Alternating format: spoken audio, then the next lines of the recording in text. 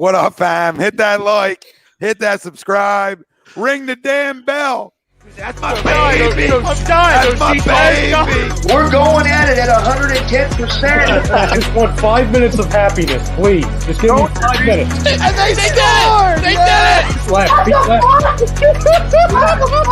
What the hell was that? Oh, yeah! What the fuck are you talking about?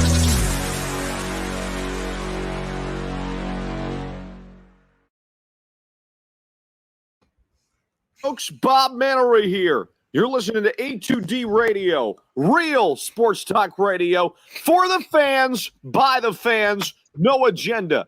These guys are the best in the business. Hashtag it. No notes.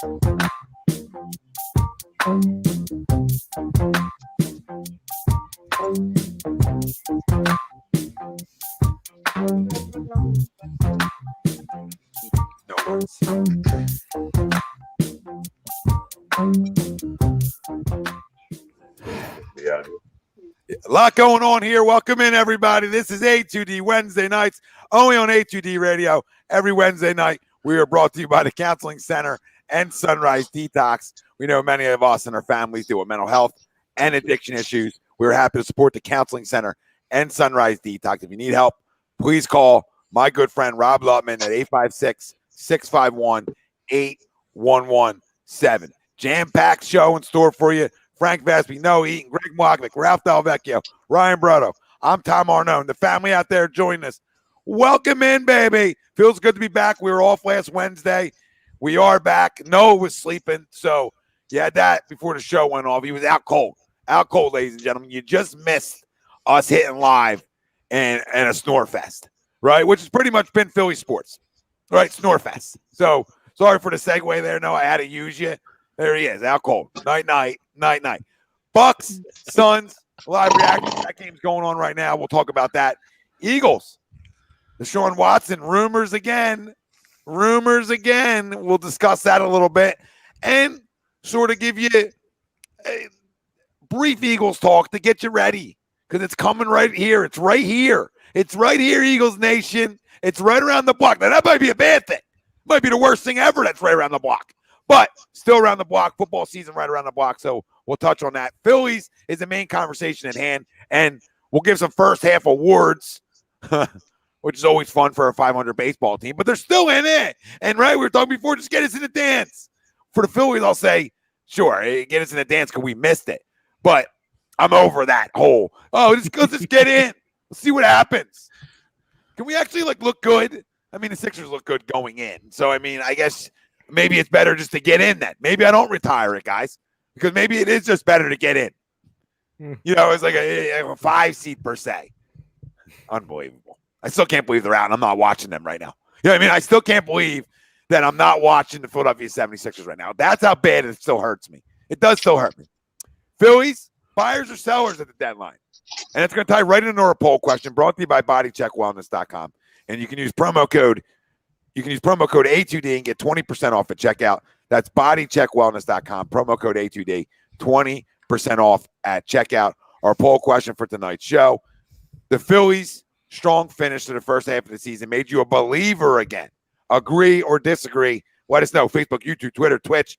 That's where we're live. Everywhere you get your podcasts, we're there as well. Hit the like. Hit the subscribe if you're just getting in. Comment in. They made you a believer again? Because I'm interested to feel the people tonight. I'm really interested to gauge where everybody stands because they did have a great finish per se on the teams they had to play and the end the first half of the season. They did. They're 7-3 in their last 10. They were winning series, right? They haven't won back-to-back road series since what? Was it 2018? I thought it was 2014. It might be. It's been a while. It's been a while. Regardless, it's a long time. At least 2 years. It's been at least 2 years. It might have been 2019. But regardless, 2 years. 2 years. That's a long damn time any way you want to slice it. So, did they make you a believer? The Philly strong finish in the first half of the season made me a believer again. Agree or disagree? Let us know. Facebook, YouTube, Twitter, Twitch. So fact check. So I stand corrected. It's the first time since they've won 5 games on a 7-game road trip since June of 2014. So that's where the 2014 comes. Okay, still, it's horrendous. Oh, it's ridiculous. Like that. The fact that is a real stat is amazing to me. Well, it shows you how putrid they've been. And it is the first time since 2019, to your point, Tom, that they've won back-to-back road series. Yeah, it's horrendous. Both are horrendous. The other one's even more atrocious. Yeah. The 5 out of 7, like that's horse shit. Like hang it up, call it quits. You should have played baseball. And they did it for a long time. And that's a good finish. And that finish, even though I was a believer, like you got to go win 10 in a row to bring me back in. Like that's where I was at. But that finish was strong, though. Like I have to give credit to a really strong finish of the first half of the season, which, yes, does make me a believer again. And twofold on why it does and why I agree is Ronald Acuna's out. All right, the Atlanta Braves are changed. Any way you want, like they're changed. That's not like a loss that's like, oh, well, we can figure it out. Like they'll still be tough, right? But that changes them dramatically. And I don't want to say they're done because it's hard to say that because they do have a lot of talent still on that roster. But it's hard to pick them to win the division. If you're not a Braves fan, it's almost impossible to pick them at this point to win the division. The Mets, at the other hand, they don't hit enough. Okay, they don't hit enough. We're starting to swing it like we thought we could. But the difference making is their staff and their bullpen, right? 2 things that we semi have question marks with outside of our top 3. And they're due to get Carrasco back in a couple weeks. Yeah, so they're only looking to get better. But I am a believer again. And I think they have to be buyers at the deadline. Jesse, what's up, brother? Like, can't be sellers when you're like right in it, when you're 3.5 games out. I mean, there's only 10 games to play before the deadline hits. So obviously it's you versus the Mets. And aside of the Nationals, because they're going to be in Strasburg back. They're tough. They're always in it. So you can't forget about them either. And the other big question mark is, a guy I just talked to yesterday, right, has to have a monster second half.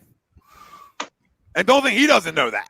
You know what I mean? But he has to have a monster second half. And he's had ups and downs.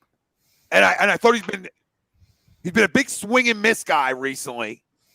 And hasn't really showed for it all that much. But has racked up in the K department over his last 3 or 4 starts. Definitely has.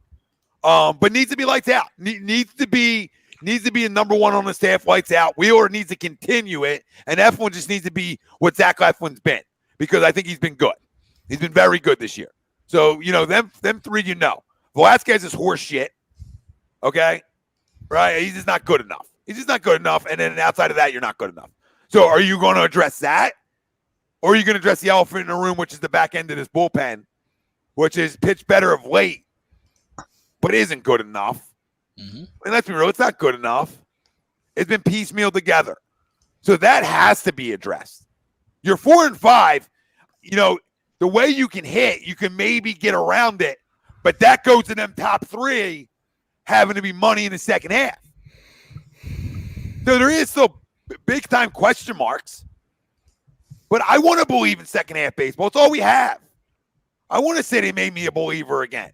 And not a believer in they're going to win anything. Just a believer in that they're going to be buyers at the deadline, which is going to put them in, give them the best opportunity for them to win this division. Because Dave Dombrowski was brought here for one reason. Get me over the goddamn fucking hump. Get me over the hump. I love Dave Dombrowski. Everywhere he's gone has gotten the team over the hump. Well, you were brought here for that reason. Get me over the hump. Sell what you need to sell, and let's at least go win a division title and go from there.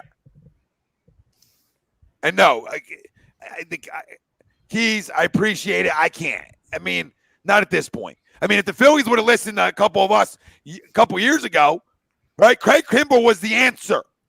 And everybody fucking pooed it. And the hardest 3 outs are the last 3 outs. So if you want to continue to overlook the closer position, be my guest. And that's why you've lost as many games as you have. So that needs to be addressed. And I don't know where you find a closer.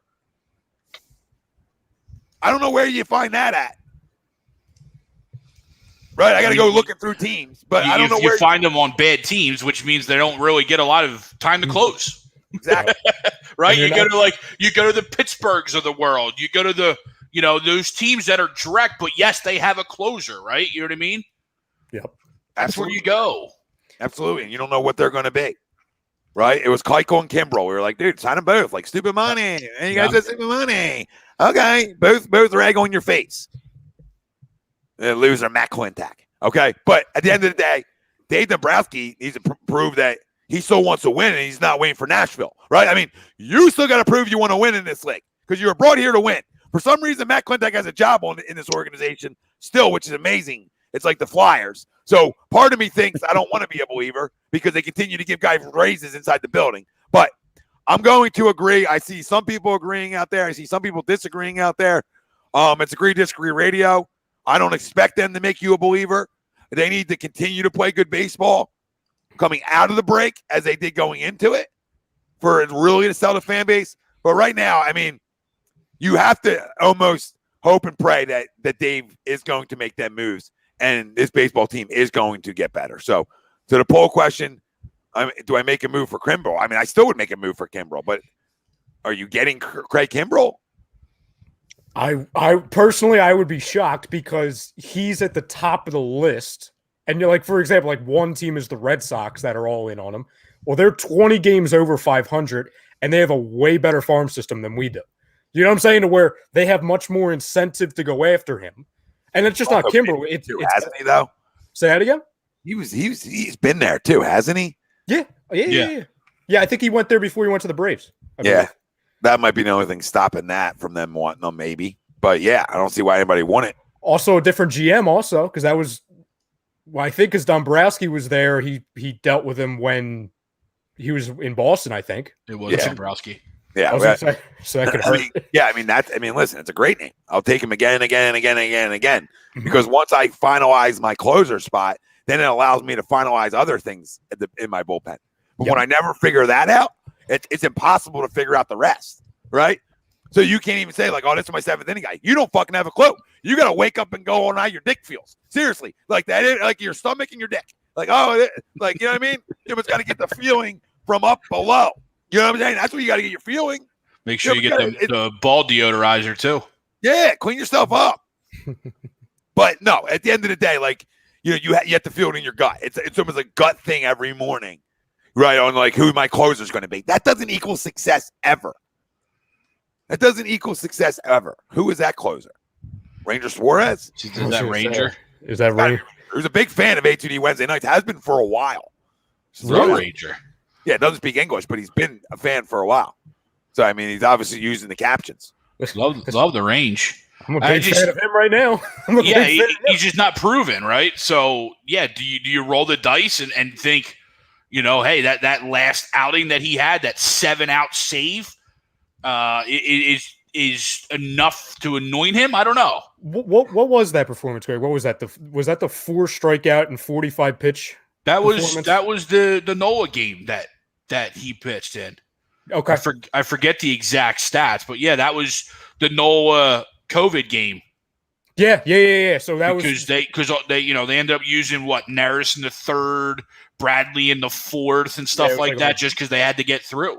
Yeah. They used 6 pitchers in that game, and I give them all credit for getting through that. Obviously, it's tough though, Tom. Like as far as the poll. Like I've been asked at least 6 times in the last 4 days that question. And my response to every single one of those was a believer of what? Exactly. You know what I'm saying? Like, am I a believer that they can win the division and win a couple playoff games and we're having fun in October, or a couple playoff series and we're having fun in October? No, I'm not doing that. But what did we scream and holler about 2 weeks ago? Last time we talked Phillies. We were talking about how long we've been wanting meaningful September baseball in this city. That's it. Because really, we haven't even gotten that. The closest thing we got to that was when it was still technically meaningful, but we were in the middle of a September collapse. And then the following year, we had another September collapse. That was the only meaningful baseball we've gotten in the last 10 years in September, which is ridiculous. It's crazy. I believe that we own the second longest non-playoff streak in baseball behind the Mariners, I believe.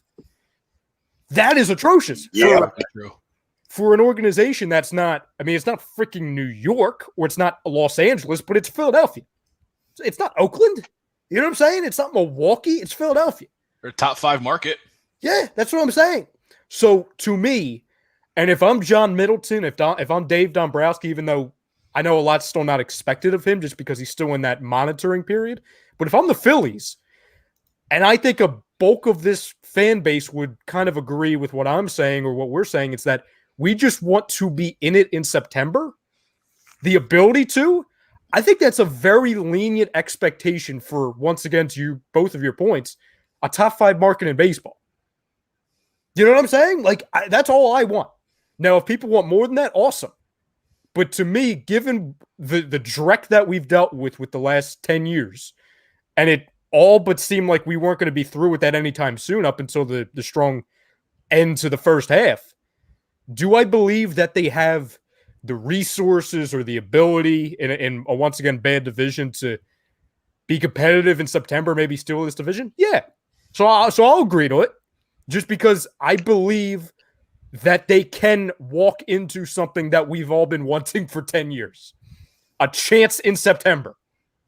Excitement in September. That's going to be on the owner allowing them to go over the luxury tax. Yes, I mean, that's what that comes on. That becomes on that freaking loser, right? Who I'm tired of even talking about. All right, because he's the biggest loser owner around. All right, to let a big market fail for this long and miss on as many picks as you did early on in draft, just draft period, is the biggest disgrace in sports. And I wish you were allowed to fire an owner, because he is that kind of owner that might be a great guy, doesn't have a clue. Just doesn't. Real quick, I want Andrew Painter, and then you guys go. I actually forgot that I seen Andrew Painter pitch in Georgia against us. Really? Yes. Ooh, yeah. Right. Rob Andrew told me that the other day, Greg.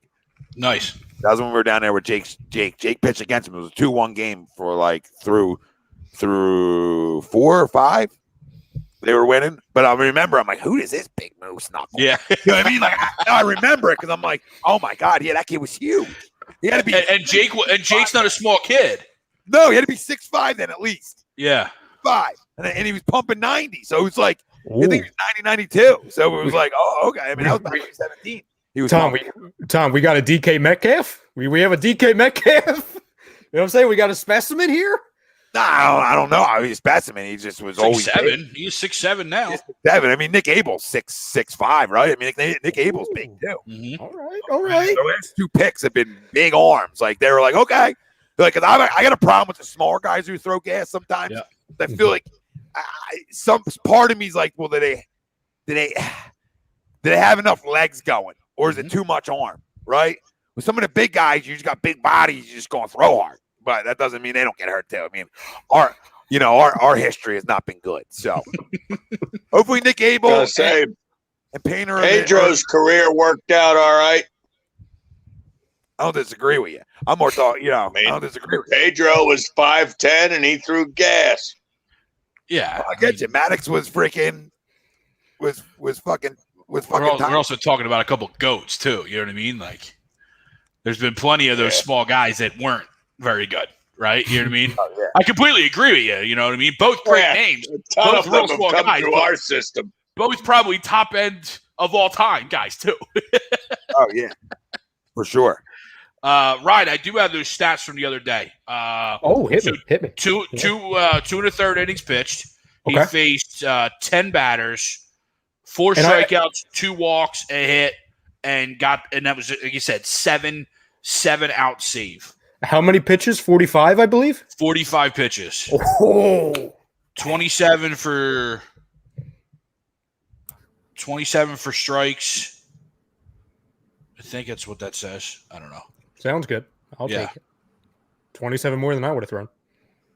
Oh, strikes. So strikes looking, strikes swinging. He had 9 strikes looking, 5 strikes swinging. And then I guess the others were, I don't know. It doesn't add up. 9 and 5 is not 27. But Yeah, I mean, that's a good performance. I mean, his ERA to whoever's point it is was only as high as 0.93 anyway. It is 0.77 now. But again, it's a guy who, we just brought up. He's been up and down, and do you trust him in the crux of the season? I'm not saying we can't. You know what I mean? I'm not saying you can. It's just, are we that team to do that? That's the question. Are you a believer though, Greg?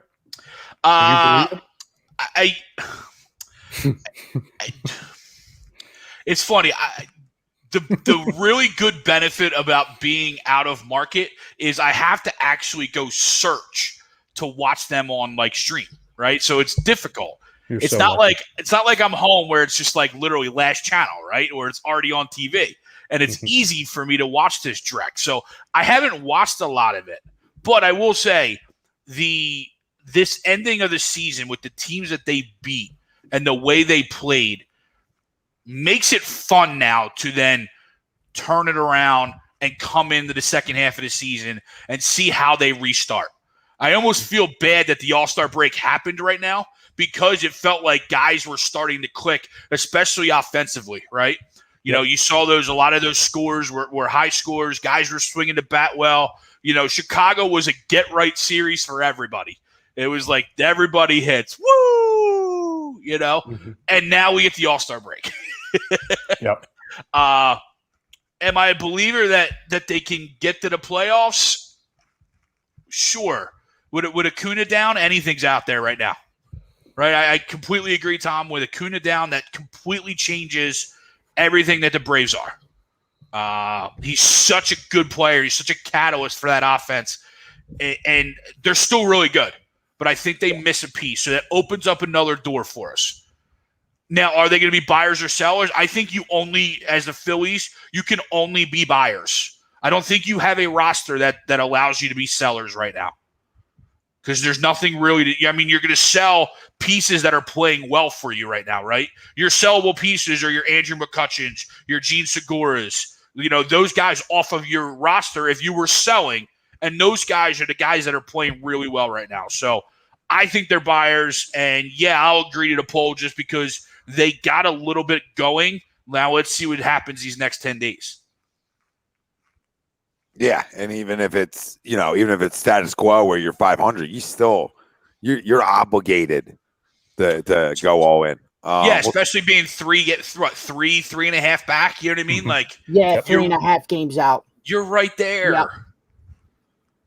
I hate that. I hate that. I hate the fact that we're sitting here like it's the Eagles season again. Let's get the 4 wins. We can win the division with 4 wins. It boggles my mind because I want to watch a good team, but the reality is the reality. We don't have to be that good right now to win the division. No, but you're still going to have to play good baseball in the second half to win it. Yep. Absolutely. That's when everybody buckles down too. So for sure. You got to get hot in the second half. No, agree or disagree? I mean, I agree we can win this division. I mean, when you look at the other teams, we mentioned Acuna, he's out for the year. Everybody else in the division has been pretty mediocre as well. You look at the Mets who are leading the NL East. They don't swing the bat that great, although their pitching is dominant. If their pitching in the second half falters even a little bit, they can go from a first-place team to a fourth-place team. It's still all out there for the Phillies in the second half. But, the bottom line is, and this wasn't brought up yet, we got to play better in the field. Our defense out in the field has been god-awful. Where is the fundamental baseball? And that's what this team's going to really have to clean up in the second half if they want to stay in contention. If they can do that and go out and get a closer, look, I like our chances to eke out 85 to 87 wins and, win the division. But if we don't do those two things, we don't have a shot. Yeah, I mean, defense is a big part of baseball. And, somebody asked earlier if it affects pitchers. It can. It can. Oh, certainly. So you don't trust your two corner guys to make a play, you're in trouble. Right. And Wheeler, Wheeler has been the ace of this staff. And to be honest, we need Aaron Nola to be a solid number 2. And for the most part, he's been anything but. The good old research department here tells me that Mr. Nola has an ERA of over 4.5, which ain't getting it done in the number 2 spot of the rotation. And look, 7 out of his 18 starts this year, he's given up 4 or more earned runs in those starts. So, you know what that tells me? You're pitching like a number 4 starter, and we need him pitching like a number 2. Absolutely. There's no running from that. He's got to throw better in the second half. Has to. Yeah, we absolutely need more from him. We need this bullpen to be better. The bottom line. I mean, I know Ranger Suarez has pitched well, but everybody else needs to step it up. I mean, Archie Bradley's been very disappointing. Alvarado, very disappointing at times. I mean, it's a joke. I mean, they're not as bad as last year's the bullpen of the last couple of years, but still far from good enough. Yeah, now if we can get those areas cleaned up, we got a shot to win this division. And look, you got to be a buyer. I mean, I'm kind of echoing the sentiments of all of you. There's just no excuse. We haven't made the postseason since 2011. There is absolutely no excuse to not be one of the 5 teams in the National League to be playing baseball in October. Yeah, I got nothing to add on to that. So, Frank, do you agree or disagree to the poll? I mean, everybody's been saying agree. I'm a believer as well, and I believe that this team is going to continue to disappoint me in the second half. For some godforsaken reason, I feel like we're going to have another strong start to the second half. I don't think we're going to make this splash of a trade. I don't think we have, the assortment of breads to woo other suitors to get this major trade down. I think we're going to buy, but I'm not expecting any major splash. And I don't know. There's something about this bullpen that still gives me flashbacks of 2019, 2020, that we're probably going to start off strong going into September, and then once again, fall out of contention with a couple games left. So for me, I'm going to disagree. But if Dombrowski somehow, some way pulls off this splash trade and puts us into contention, then I'll be a believer. But right now, the team I know we have the hot start with the hot finish of the first half. It sucks that the All-Star break got in the way of things, but I feel like we're going to have a bit of a journey on the struggle bus in the second half. No reason to not agree with that, even though I agree to the poll. So I see that happening too. Absolutely. Because defense hasn't been great either. I mean, Noah brought up the defense hasn't been great. Nola has been pitching like a number 4 pitcher. There's, everybody wants Nola to be our ace. Zach Wheeler's been the ace so far. We just need a second ace in the deck of cards, and he's not proving himself that he should be the second ace in this team. So I hope Nola turns it around. I hope guys like Archie Bunker and Haas Avocado, get it all together, and hopefully we get it done. Yep. Are those like the nicknames on the like the nickname weekend jersey? All right, I thought I imagined that. I wasn't going to say it. Okay. I was like, Archie Bradley is Archie Bunker. Yeah, I got that one. Jose Alvarado is Haas Avocado because he sounds like avocado. It's because Alvarado sounds like avocado. Ralph, like Castillo. Ralph, are you a believer? Quickly, and cigarettes. So we're all good. just to get the hell away from this. Yeah, I'll go real quick. I agree to the poll question. If you look at this Phillies team, I mean, it can't get worse than this first half of baseball. I mean, that we watched, right? And the fact that you're only 3 games out of 3.5 games out of first place when Bryce has been out of the lineup for some time. Gene's been hurt. Didi's been hurt. JT's been out of the lineup, right? Reese has stunk as always. Nola hasn't pitched great. The bullpen is off and on every single other game. And the center field position is hot and cold. To only be 3.5 games out of first place after the All-Star break is a miracle, and I'm locked in, and I want playoff baseball. Question for you. What's up?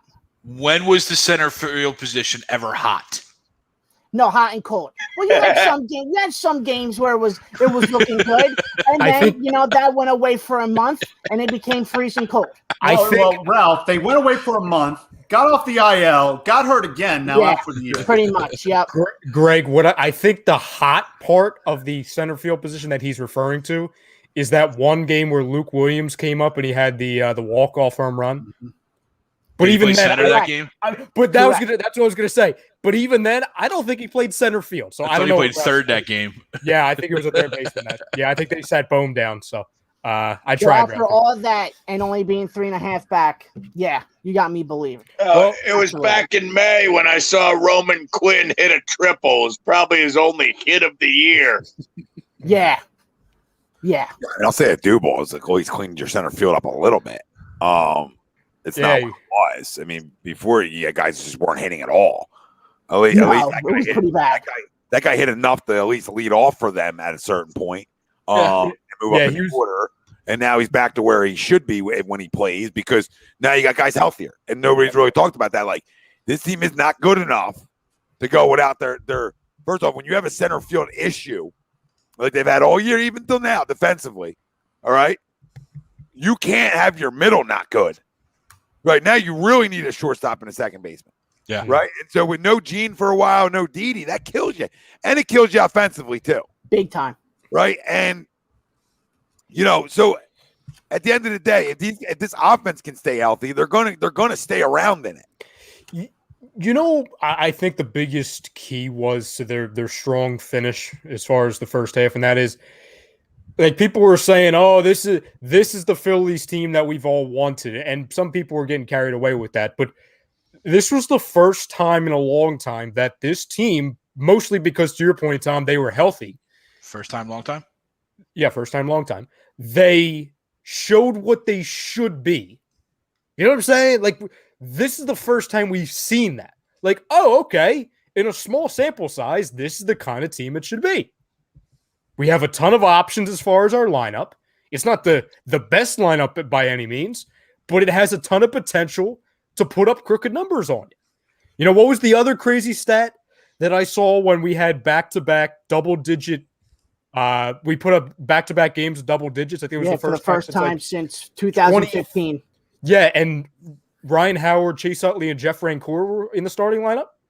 Like, that's another crazy stat. Like, that's the first time in 6 years that we didn't put it. Like, in 6 years, we didn't go 10 runs, 10 runs. That's friggin' nuts. Oh, yeah. I mean, it shows that how bad it's been. It's been terrible. Mm-hmm. So, like, that's why a lot of people are going to disagree to this because what's there to believe? But, again, you want to take out something, you take out how they swung it in this final stretch. And you take that side of it you put that side of it in, and you're like, okay, like this is how we thought we could hit. And if we can hit like this, you can win games hitting the baseball. No, like I know, Tom, you led off with it. Not the 08 Philly, sorry, because you don't have a guy at the back end of your rotation who was perfect. Literally lights out. Sorry. Yeah. Literally lights out. I know you said it, Tom, in the open, and then a couple other people said, and I've seen in the chat. Everyone talking about buy.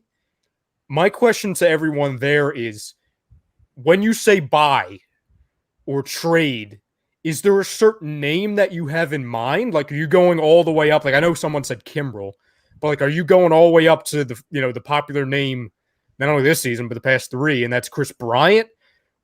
And if so, if it's not him, but a higher name, do you think it's even realistic to do that? Yeah. I mean, if you're looking at, like, for instance, the Cubs, right? And if you're talking about Chris Bryant, well, okay, I can give you Alec Bohm. You know what I mean? I mean, I have a young piece that's still going to be looked at as like, okay, I mean, I get it. He's not had a great start to the year, but I don't think its value is diminished because of that. Right. People look at age and look at control, and they look at what he was, right? And they're like, oh, okay, I'll take that guy because at least I can play him right away. Yeah. You know what I mean? I have something to play right away to my fan base. So is there options there? I'm not saying Alec Bohm gets it done by itself. I'm just making a point, like, as your starting piece. Yes, I do think that's a realistic trade that very well could happen. Okay, and that makes our lineup better. Mm-hmm. Good.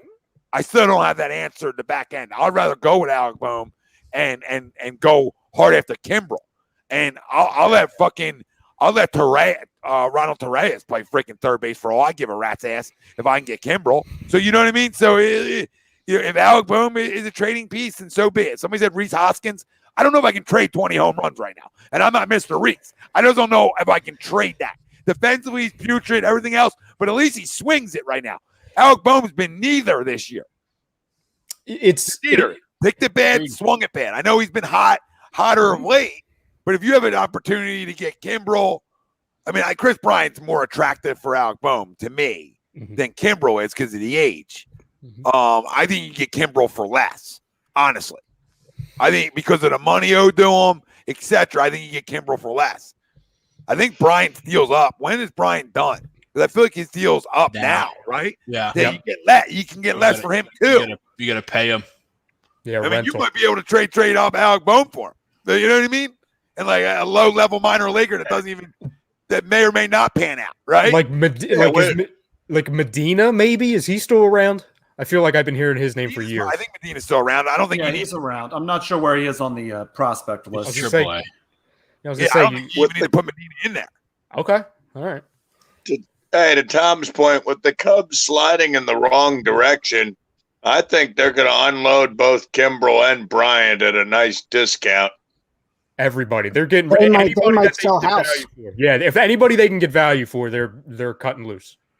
That team's just waiting to die. Troy, why would they want Stott? They have Javi Baez, one of the best shortstops in the league. Yeah, and I can't listen.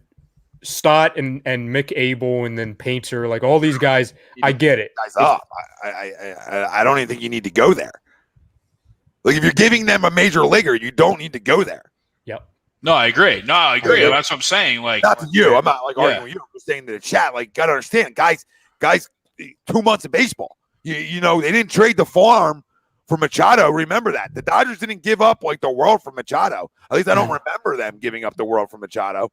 So when this is now, well, is he gonna? If he's not gonna sign here, it's one of them deals where teams know I don't got to give you everything for him. My question, real quick, before I forget, with the Hoskins thing, Tom, and Greg, maybe if you could check on this. I think his deal was up at the end of this year. Yes. Yes. My question is, Hoskins was through arbitration. It goes to arbitration, so he's under control. It's just arbitration. So it's in limbo, pretty much. Correct. Right. Yeah, I mean he's going to play here. You know what I mean? You still have control. Like arbitration, still control. So well, correct. My question is that under the assumption that you're eventually going to have to pay the guy, right? I don't know, and I'm not even I'm not big on Rhys, but he's been good as of late. The only two big criticism we can have is the 0 for 22 and 0 for 32. I don't know. Big criticism. Oh, no. I mean, that sucks. I mean, that's a flat-out disaster. But again, I'm not talking. I'm pushing that aside. I don't even care about that. I care about the defensive side. So that doesn't. Oh, no, he's in the – well, that's what I was going to say. I don't know if I pay that guy what he's probably going to want to get. You know what I'm saying? For a guy who's extremely limited defensively. And I'm not trying to say you can find any first baseman anywhere. I'm not trying to do that. But you can. But you can. But you know what I'm saying? I feel like if you can get value for him, he's somebody that I would sell a year early. Tell me what it is. What's value?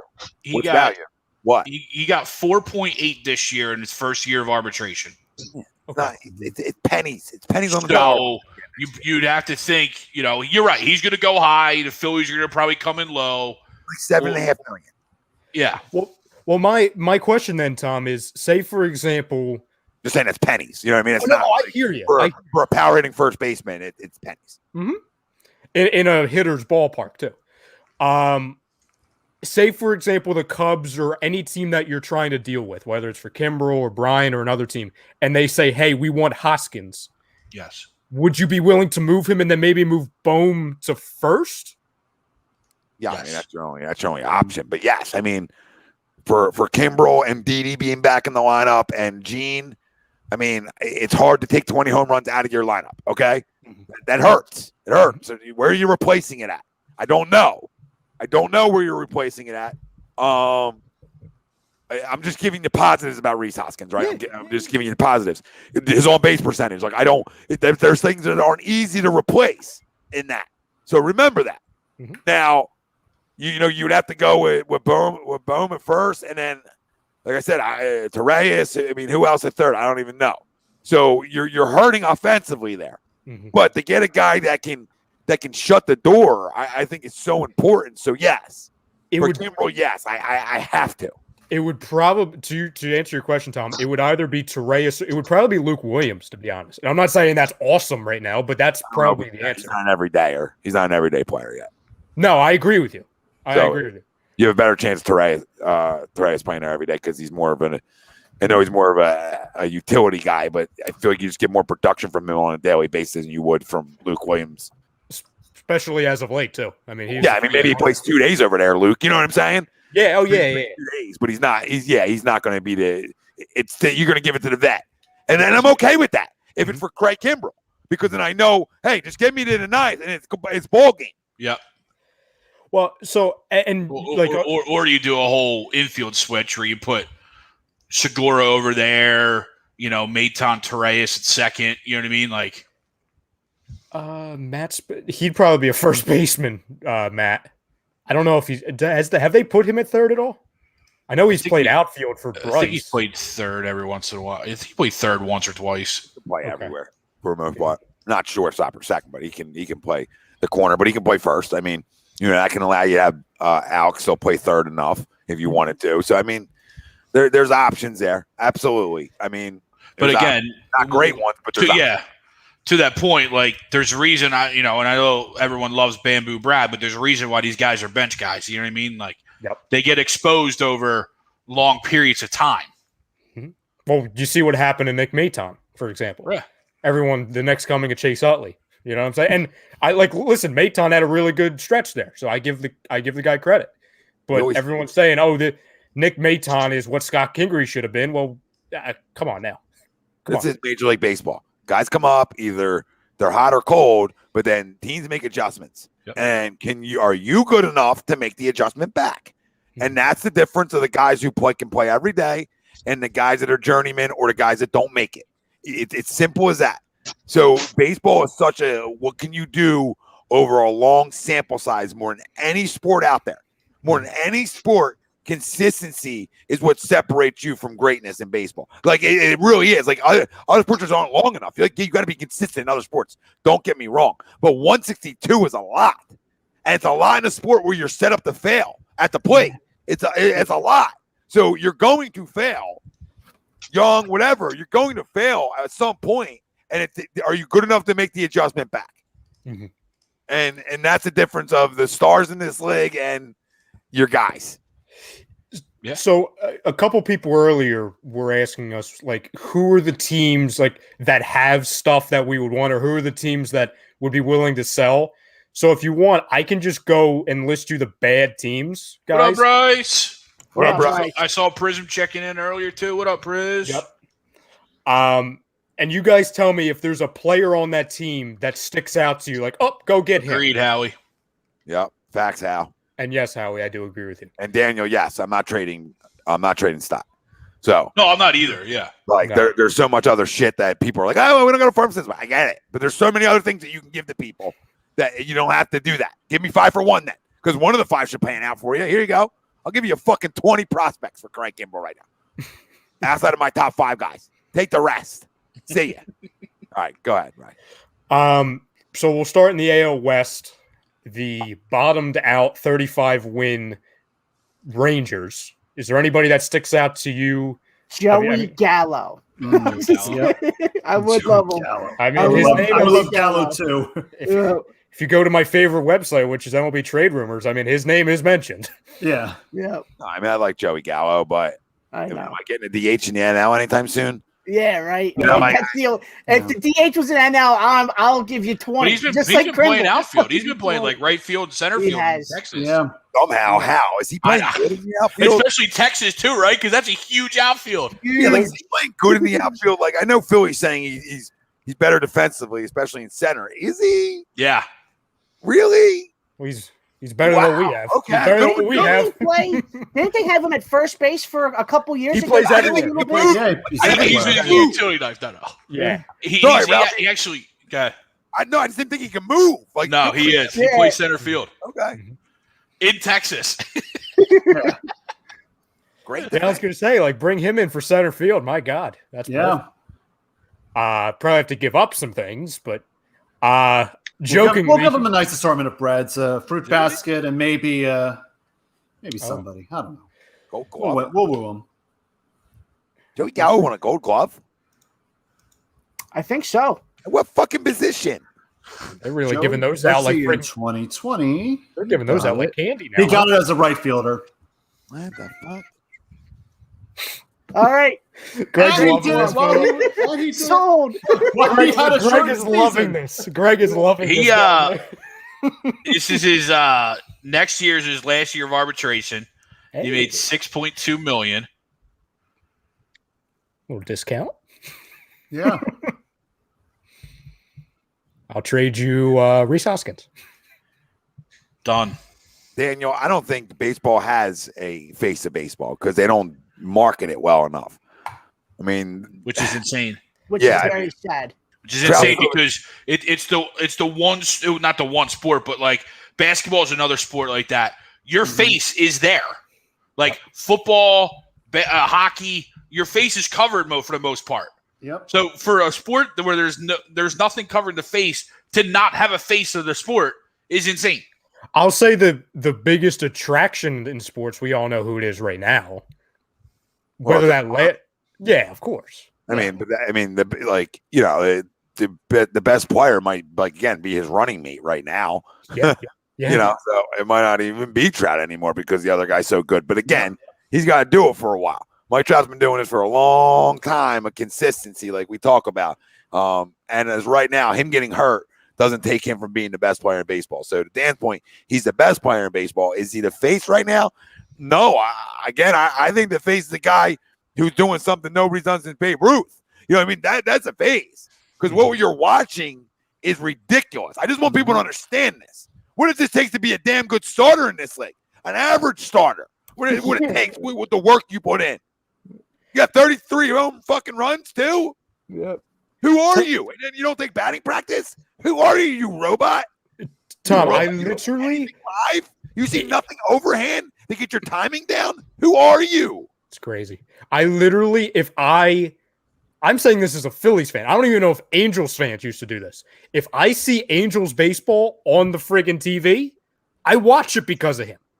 I don't even know if Angels fans would do that before. All three of them when it was Ohtani, Trout, and Rendon all on the field together. I was like, man, that's a lineup that should freaking rake. And they still had Upton who swings it And they still don't have pitching. And they stink. Yeah. They're fourth place. They're in fourth place. Baseball, and they can both be playing at the same time, and they stink. It's amazing. It just shows you how much baseball is a team sport, right? Because you literally have the two best players in the sport, arguably, right now. Outside of like Tatis and Vlad, right? There's a lot of really, really up and coming young players, right? But you essentially have the two that are like, you might be 1 and 2 in baseball, right? And you fucking stink. They have one playoff series throughout Trout's entire career. Yeah, and they got sad. Yeah, he's never won a playoff game. How Right. crazy is that? Yeah, didn't he have Tommy John? He already had it. He did. I think his Yeah, first like year. his first year he came over. Yeah.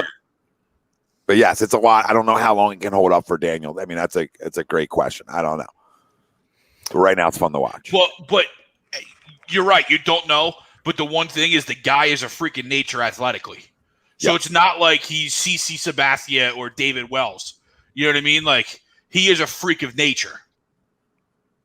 No, absolutely is. Was there anybody else on the Rangers that sticks out to you? I mean, I know everyone talks about that the starting pitcher who was in the All-Star game, but I mean, I don't think you're able to get him. His name's blank. I'm blanking on his name. I don't watch enough Texas Rangers baseball. I have no idea what goes on down there anymore. Ever since Ron Washington left and that team wasn't really good anymore. I mean, I don't. Oh no, I'm thinking of the Rockies pitcher. So it's not even the Rangers. Oh. Yeah, I was like, they have a guy who went to Marquez? Oh yeah, no. What was that? German Marquez? Yes. Yeah. Well, we've been saying that name for a while. I mean, yeah. I mean, if you can get out of Coors Field, you can get out to anywhere. So, Yep. Yes. What do you want? I mean, that's another one. What do you want? Outside of them top 5 guys, what do you want? Colorado's come out and said they're not trading him, no. And I know that's all lip service, right? But he is their ace, whatever that means. Yeah. But how old is he? Like, I mean, he's not old. I just traded him in Marquez? fantasy, though. Marquez is 26. Yeah, he's not old at all. Yeah. I mean, I can see why they think they can still win. Yeah, he's someone they want to build around, right? You I think hear they you. keep Story? No. No, I think Story's a name that goes. And again, put him on my list. Yeah. This doesn't do it for me, Greg. I'm sorry. Like, not Really? like. What about Like, what about moving over like to third base? Like, maybe not even necessarily for shortstop. Kyle Gibson, that's the name. Yeah, maybe. I mean, like, not that he doesn't do it for me as a player. Don't get me wrong. It's just like that. I don't know. Maybe I'm just such in need for, bullpen help that like these other guys just aren't really totally doing it for me. No, I get you. Like it's like Kimbrel or like give me other bullpen arms that can make us better because we can hit. So I don't think we need to. Yeah. I don't think we need to add there. He's one guy too that, and as much as I love Trevor Story, he's one guy that I would almost kind of question what he does outside of Coors Field. I haven't looked. Yeah, no one's a pimp, Greg. What's he batting? 265? Yeah. You know what I mean? Like you wouldn't be batting 265 in Colorado. That's nothing against Nolan. Yeah. He's a stud. He's a stud. Yeah. There's truth to what you're gonna say. Go ahead. I mean, there's truth. No, I haven't looked at his splits enough to truly say like because you would think playing next to Arenado, he's that type of player, but we all know Arenado is a special breed, and I don't know if Trevor Story's that outside of Coors. Colin, good luck, brother. Good luck. Good luck, Colin. And if you do win, make sure you go. We'll talk about it later. But go win that. Yeah, we need pitching. I mean, I agree with some of the chat. I mean, it's what other arms are out there that can shore up some of this bullpen, even if that's an 8th inning guy. If it's some guys, because I really feel like I need two more pieces back there. Yep. Would you take like a Michael Fulmer from the Tigers? Yeah. Another bullpen? Yeah. Would you? Is he in the bullpen or is he a starter still? He's a bullpen guy still. I'm pretty sure he is. Ralph, has he gotten some outs this year? I'll pull him up real quick. Does he? I hope so. Does he breathe? Does he have a pulse? Oh, he does. Okay. He exists. I'll get him. Yeah. Oh, he exists. Does he? Okay. He exists. He's has a an living arm. thing. He throws pitches. Okay, I'll Yes. take him. He's probably better. I've Colin. always been a fan of Michael Fulmer. Colin, yeah, I mean, go buy hats if you win at all campus. Everybody do that. Make sure you tell John A2D sent you down there. And, you can also, everybody clean themselves up for the summertime as well. I mean, you can get 20% off and free shipping with the promo code A2D at manscaped.com. Unlock your confidence. Always use the right tools for the job with Manscaped. Listen, I just got a package in the other day from cologne to foot spray, the ball deodorant, the ball wipe, to the weed whacker for the nose and the ears. I mean, there's nothing that Manscaped doesn't have for you. There's really nothing. Like, there's literally everything for your body to make you a better man, Manscaped has in store for you. Go check them out. Get 20% off and free shipping with the code A2D at manscaped.com. Unlock your confidence and always use the right tools for the job with Manscaped. And the weed whacker is phenomenal. I love it. Just used it the other day. Not a nose hair in sight. Not a nose hair inside. I could go trim Noah up right now. You wouldn't even know. He could be sleeping. You don't get the prick and all that from that. The weed whacker, phenomenal. Hashtag no nose hairs. What were you saying, Ralphie? Did you look up his numbers? Is that what you were looking I'm pulling them up right now. What do you got? A computer screen on the ceiling, Ralph? You're looking straight up. Yeah, I'm looking. Yeah, we got a sky cam. Like, dude just did a read. You still don't have him up yet? Like, come on, bro. I got Fulmer's stats. Way to go, Frank. There you go, Frank. He is What are you in a control center somewhere there, Ralphie? Oh, he's got a lot of screens over there. He's got a lot of screens. His house is getting invaded. What? What? What? Oh my God. What?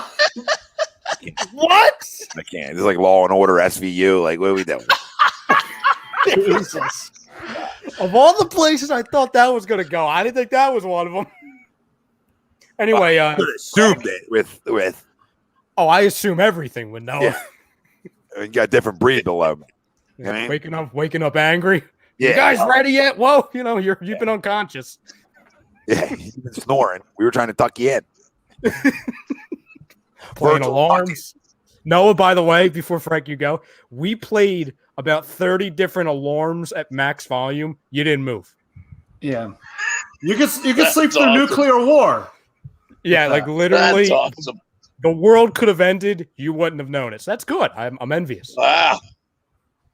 Hey, my house could have been taken out by a tornado, and well, I wouldn't have known. Yeah, we could have thrown a wild party, and you'd still been out. I see you, Dorothy. You know what I mean? You bring a Wizard of Oz, and it takes you away.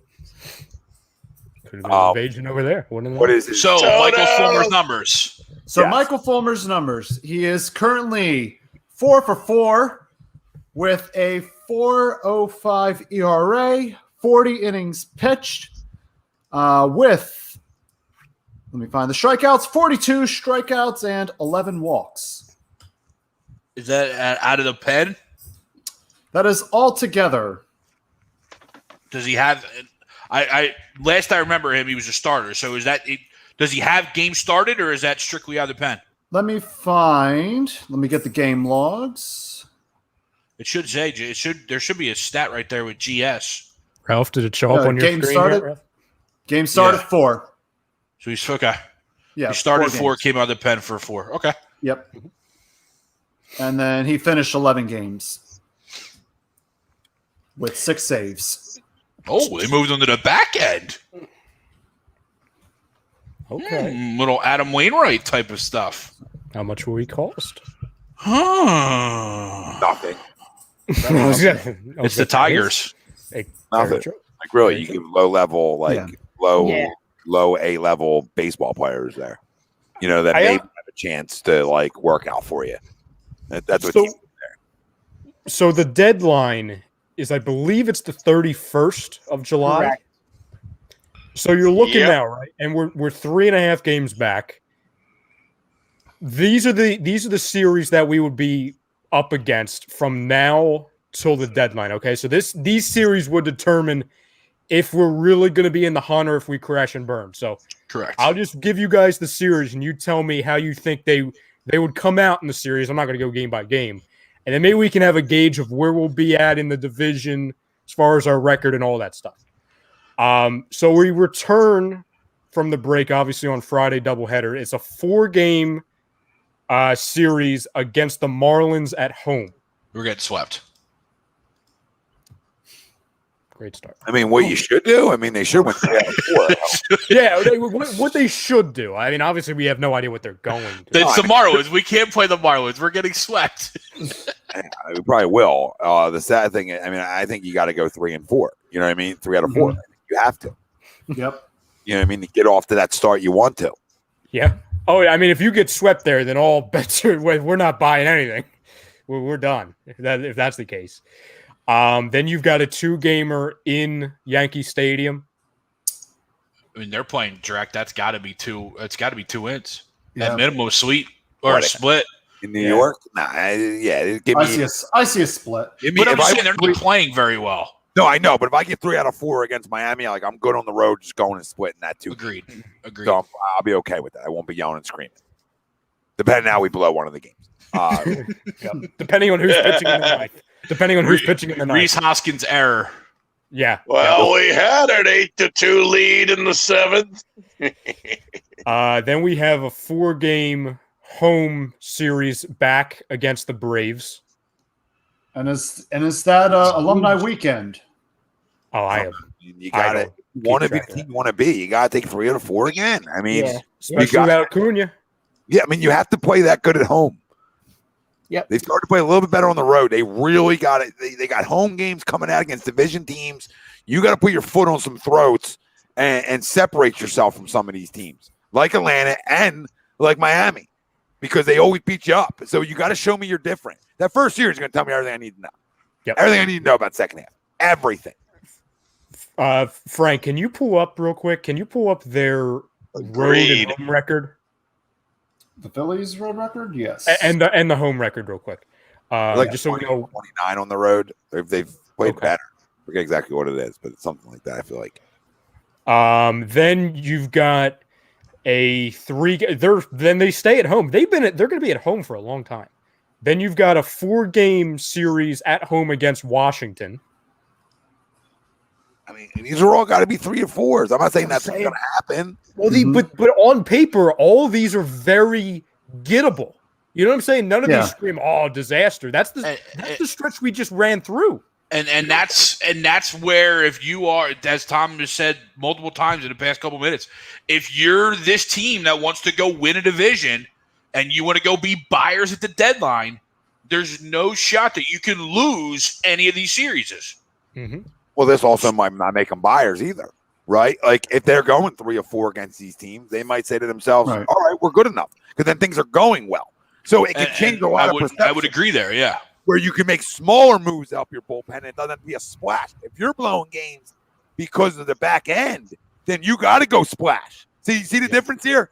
So these 10 games are so important to not only who's going to be on this fucking roster, but where we're going from here. And, and yeah, Daniel, it's a crock of shit. It's a crock of shit that we aren't getting a DH. But I do think there is another vote coming up in a year or two.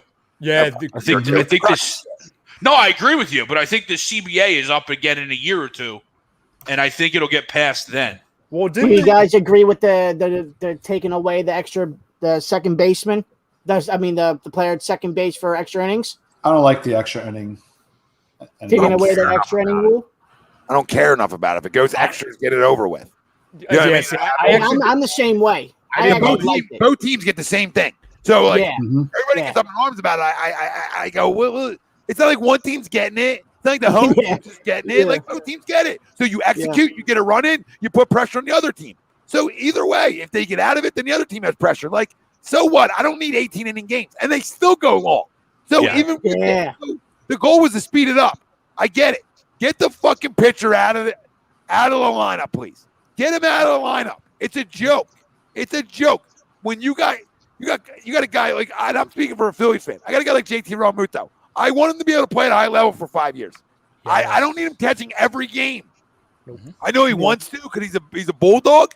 But like, hey, bro, I love to give you 2 days off a week where you can just go swing it.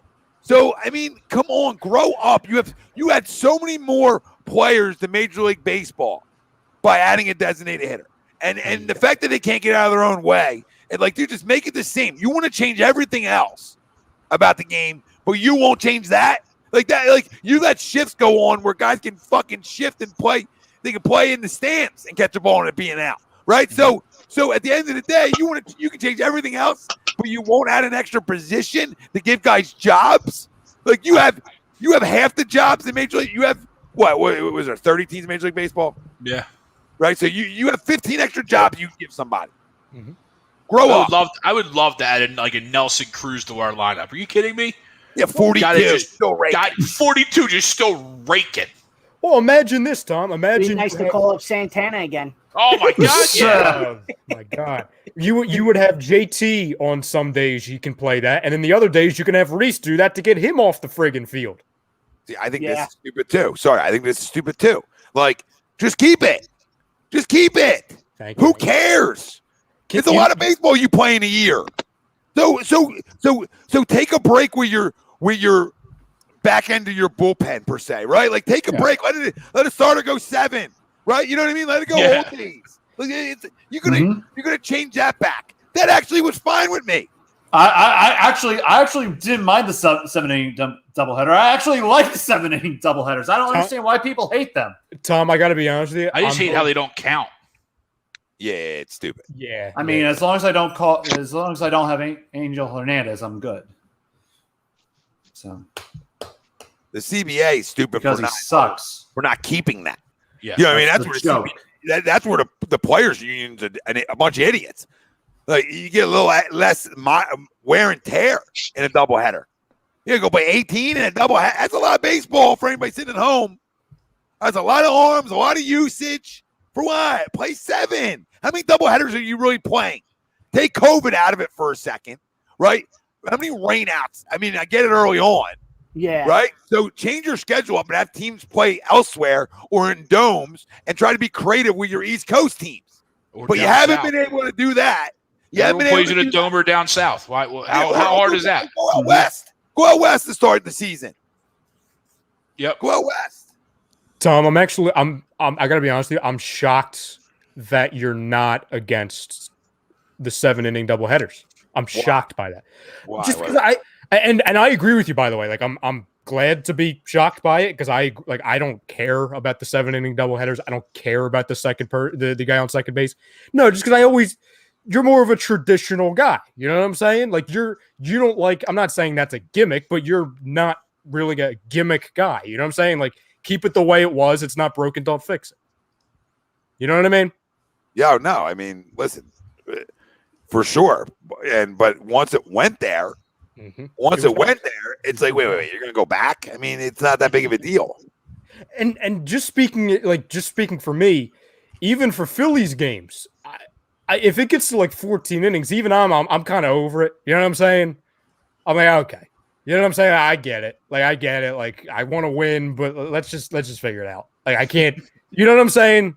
Rock, paper, scissors at home plate. Yeah, there you go. Can we just shake hands? Maybe just do it tomorrow or something. Like I have stuff I got to do. You know what I'm saying? Like I devoted 4 hours to this. I can't do it anymore because and especially half the time we go to like 14 innings, it's heartbreak anyway. You know what I'm saying? Like what was it early in the season? The Panda down in Atlanta. Oh yeah. Where we gave up a 9th inning lead, and then it was like a 14-inning game with the guy on second base, and each team kept trying to lose the game. That was friggin' hell on earth. I couldn't stand that. Illinois De Los Santos. Oh, was that the guy? I thought it was a Neris. No, you're right. Neris gave it up to Panda. Yep. But De Los Santos also couldn't hold a 3 or 4 run lead in 15th or 16th. Oh, that's right. It got to that. And we choked. We choked like 5 times in that game. Yes. Yeah. I mean, listen, I don't like the thing about the doubleheaders is, like, again, I just don't like you changed it. You know what I mean? You guys did it, not us. Mm-hmm. Like, I just don't care enough about it. Like, you changed it. I'm fine with it. You know, keep it. It doesn't hurt anything. You know what I mean? But you guys just want to do stupid shit and then say, oh, we're going to go back and change this now. Well, why? Because you might run into it. You know, you might run into it in the summer, right? God forbid that you run into where just, I don't know, you run into a COVID problem. And now a team's got to play what, fucking 18? It's not, you know what I mean? That kind of situation might not go away next summer, per se, where teams got to get shut down. That's all I'm saying. Like, you know what I mean? Where it could just hit a team. It's happened where the whole team just, you don't know. So just leave it for right now. Because you don't want to have teams have to go through that. That's not fair for any team. It's already hard enough to deal with all the extra that goes on in sports right now, right? Mm-hmm. And then you're gonna do this. Like, just fucking leave it. But they just can't get out of their own way, right? Because what are you, smartest guy in the room? Like, it's probably gonna happen to a team, and our luck will probably be us. And then we're playing 18-inning doubleheaders, 45 of them. Like, you know, I mean, Philly played 50 games in a week because we got shut down for 2 days or 3 days. You know, and also, selfishly as a fan, for a week, you're fucked. Yeah. Selfishly as a fan, and like I love baseball. I love it, especially good baseball, which we haven't seen much, but I love it. I don't know if I want to do a 4 times a week, 18 inning doubleheaders. Like I'm good. You know what I'm saying? Like there's enough. I'm good. They spread them out good, and I get that. And then your off days become makeup days, and it's too much. It's too much. You won't add a DH. You won't do the little things that made the game great, but you want to shorten. You want games quicker, but then you also want them longer. So like all you want is strikeouts and home runs, and you think that's all that sells. And to the big baseball purists, that's not all that sells. I love guys who take bags. You know what I mean? Like me, if I'm running a baseball team right now, that whole 5-tool thing is a real goddamn thing. Okay? It wasn't made up by some asshole, right? In cute, tight khakis, right? His freaking dick and balls can't even breathe, all right? It's not made up by that guy. It's made up by an old school baseball guy that said 5 tools because he can do everything that you need to be able to do on a baseball field. And stolen bases are a big part of scoring runs. They always have been. You put pressure on defenses, make people make a throw, make a catch. That's baseball purist 101.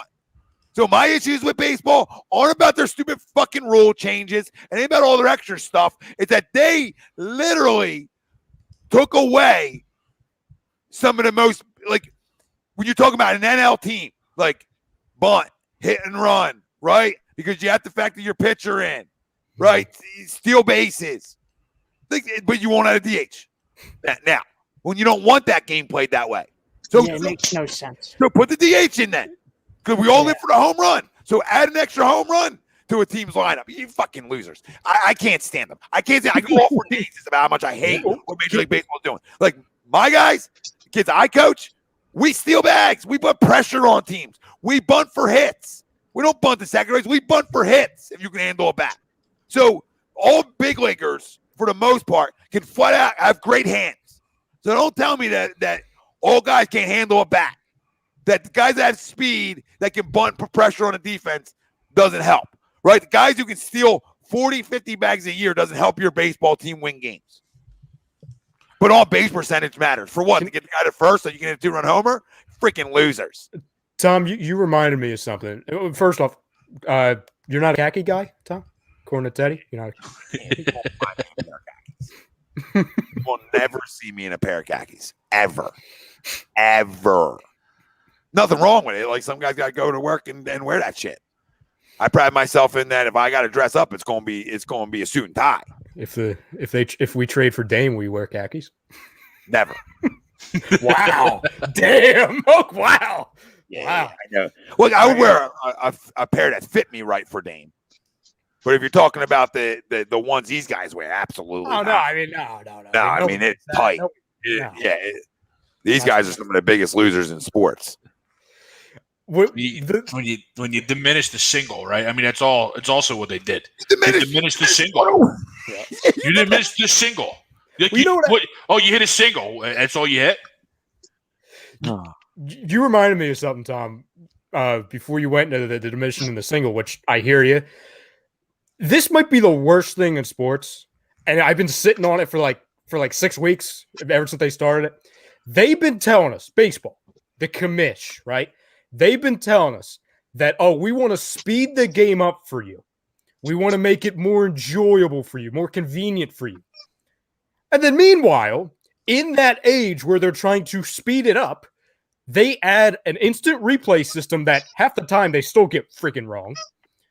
And now they have, all the pitchers, it's like they're going through airport security out there. Oh, let me check the hat. Let me check the belt. Let me check the khakis. Let me check the shirt. Let me check the hair.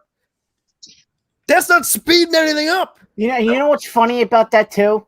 Nothing. It's horrible. It's not like they're checking him coming out of the bullpen. It's you can throw to your 3 batters, and then after the inning, we'll check you. After you get the outs, we'll check you. Yeah, Makes no sense. What are you going to do, Ralph? What are you going to do?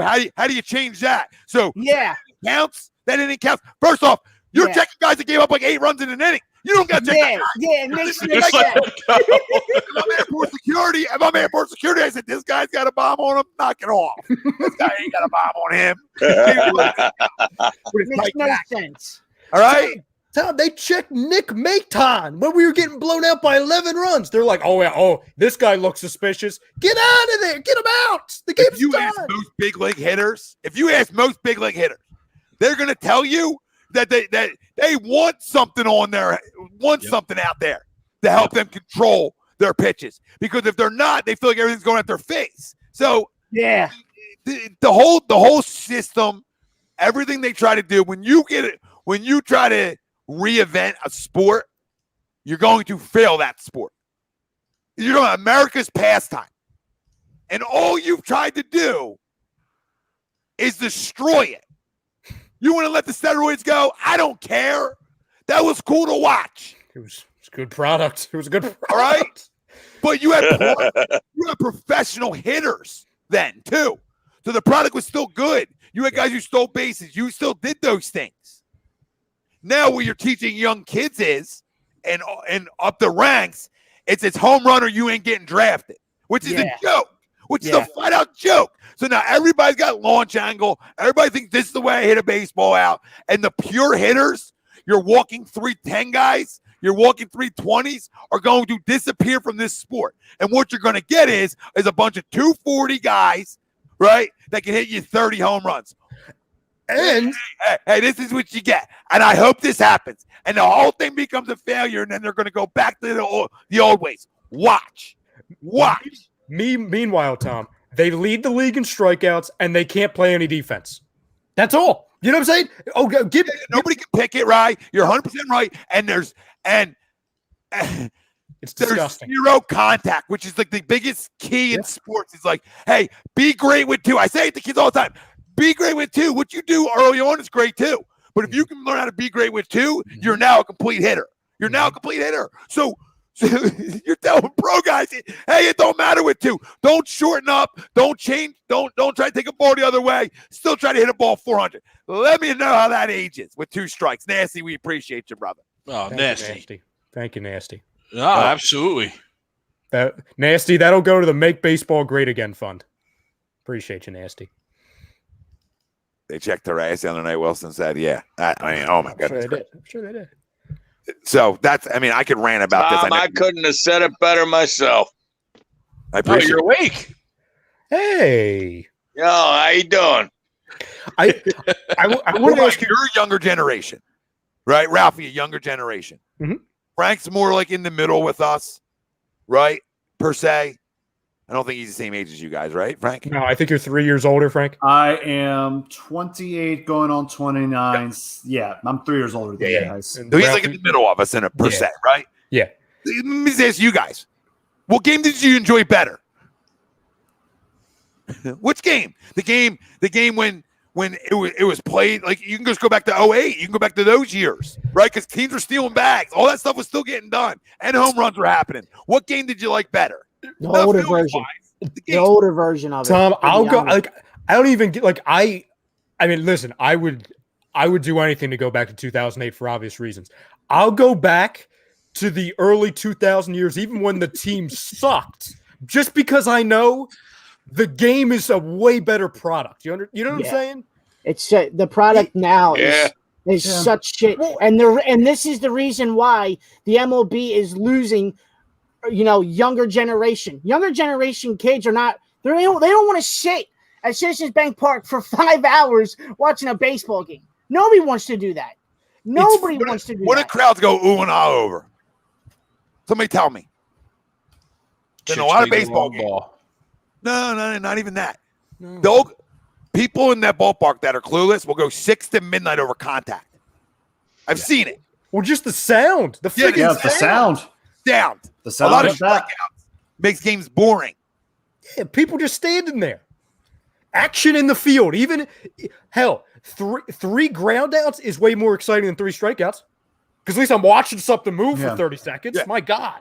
Guys got to make plays in the field. Like you see how much the ball gets thrown around. So you see how much the ball gets thrown around.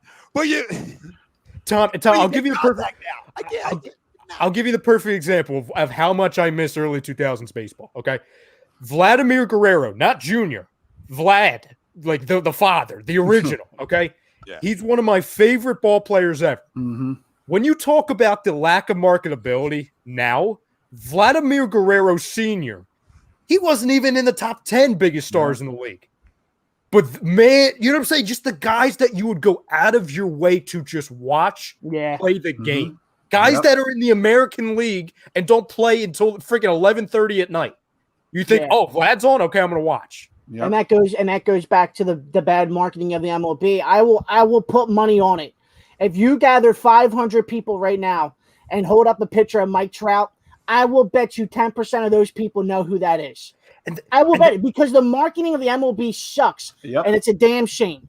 It's a damn shame. Ralphie, there's no more global sport, in my opinion, than Major League Baseball in terms of of their players, of their players. Okay. In terms of their players. Yeah. And the National Basketball Association bends them over in global money. Bends them over. Yeah. It's insane. Over. And you got the global sport, you idiots. Yeah. And I bet you if you take those same 500 people and show them a picture of Kevin Durant or Stephen Curry or LeBron James, they will all know who it is. You know what I mean? All know who it is.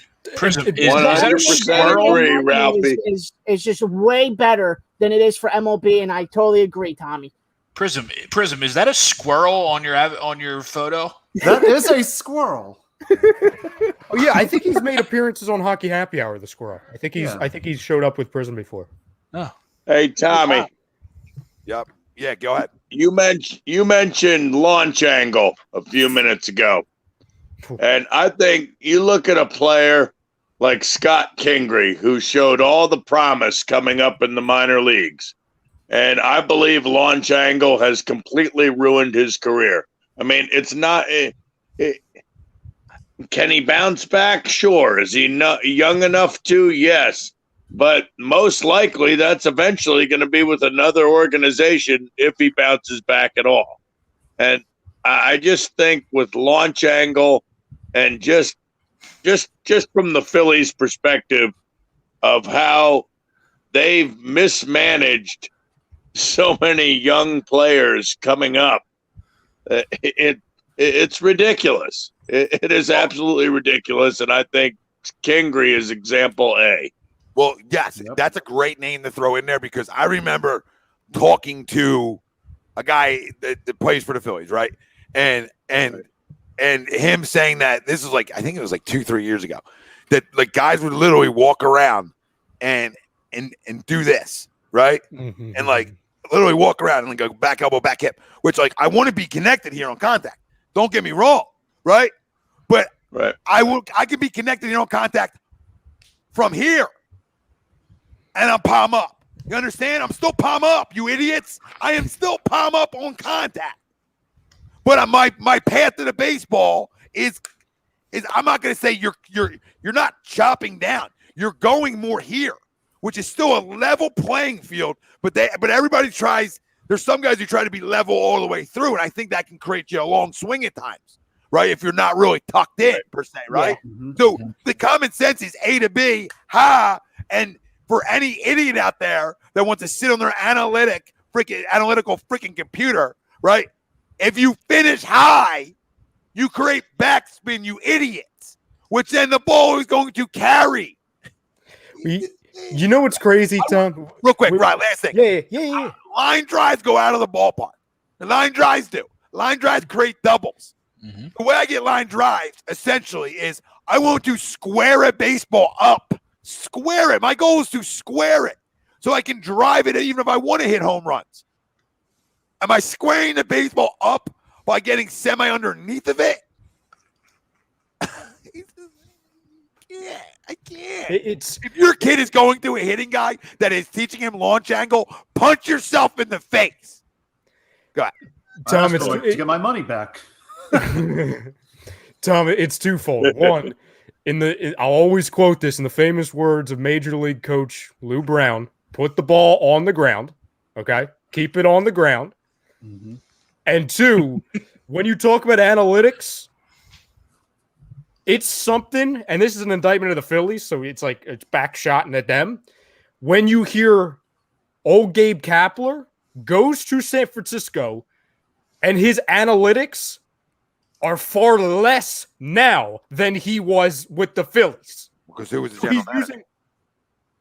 Who's the general manager of San Francisco? No. Who was the general manager here with Gabe Kapler? So where do you think his decision making now that we know was really coming from? It's the who managed that baseball team, right? Two-headed nonsense, Mr. Matt Phil and Mr. Yeah. You ever see Trouble with the Curve? I mean, they were literally sitting upstairs on the computer telling them who to play, who to pinch hit for. Don't you think that phone wasn't ringing all the time down there? It's not Trouble with the Curve. It's Moneyball when the scouts are in there and they're talking about, he's got a great face. Oh, the ball pals off the face of the bat. It just makes a different sound. Well, can he hit? Well, no, not really, but he's got a great face. Well, what are we doing today? What are we doing? What are you doing?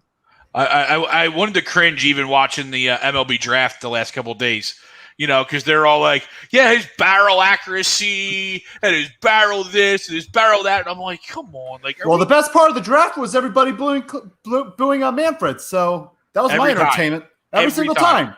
I give Wilson credit here. This is probably the nicest thing Wilson's ever said about Gabe. He says, well, Gabe, to his credit, has reined it back some. I still think the Giants stink, but he has reined it back some. That even makes it more of credit to him because they aren't as good as other teams, and they're playing at a high level. So as much as I crushed him here, right, I'm going to be fair. I'm going to say, okay, you figure – listen, we talk about it in baseball, period, all sports. What's your response going to be to failure? Because you're going to fail. You're going to fail at things. And he failed miserably here.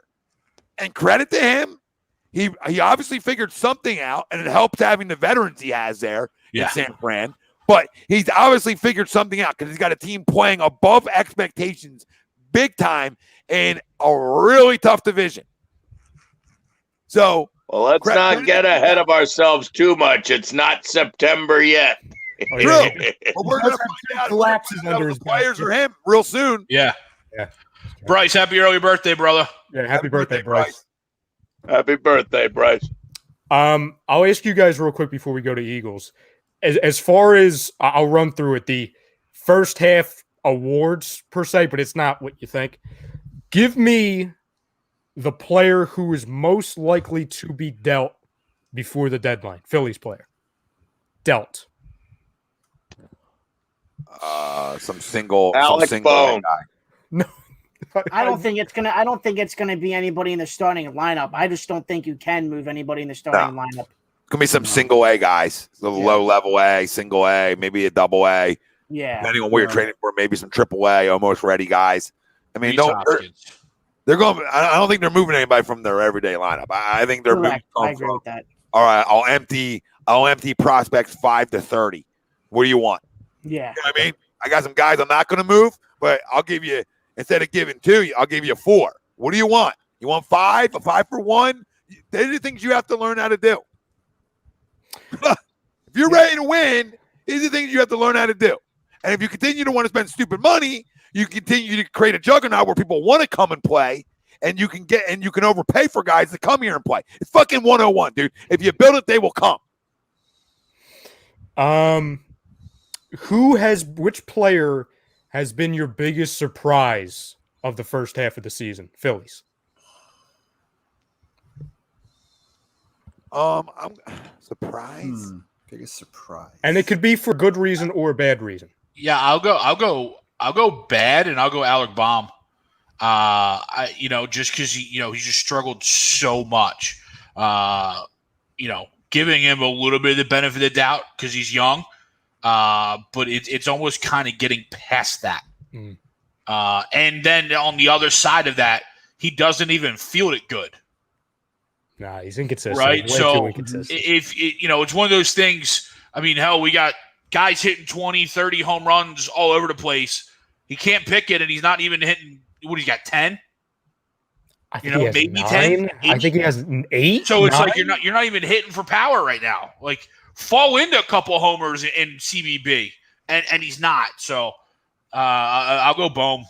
Yeah, Hoskins. Yeah, that's a great one, Greg. I mean, I could have went there too. I'll go center field in a bad way for the most part, because you're looking at it as like, okay, Adam Hazley, second year, First year as a starter, he was a high pick, blah, blah, blah, blah, blah. He'll get better. And then everything that's happened with him. And then you went to Moniak where you're like, okay, like finally gets his shot. He's bigger. He's stronger, more getting in his whole body.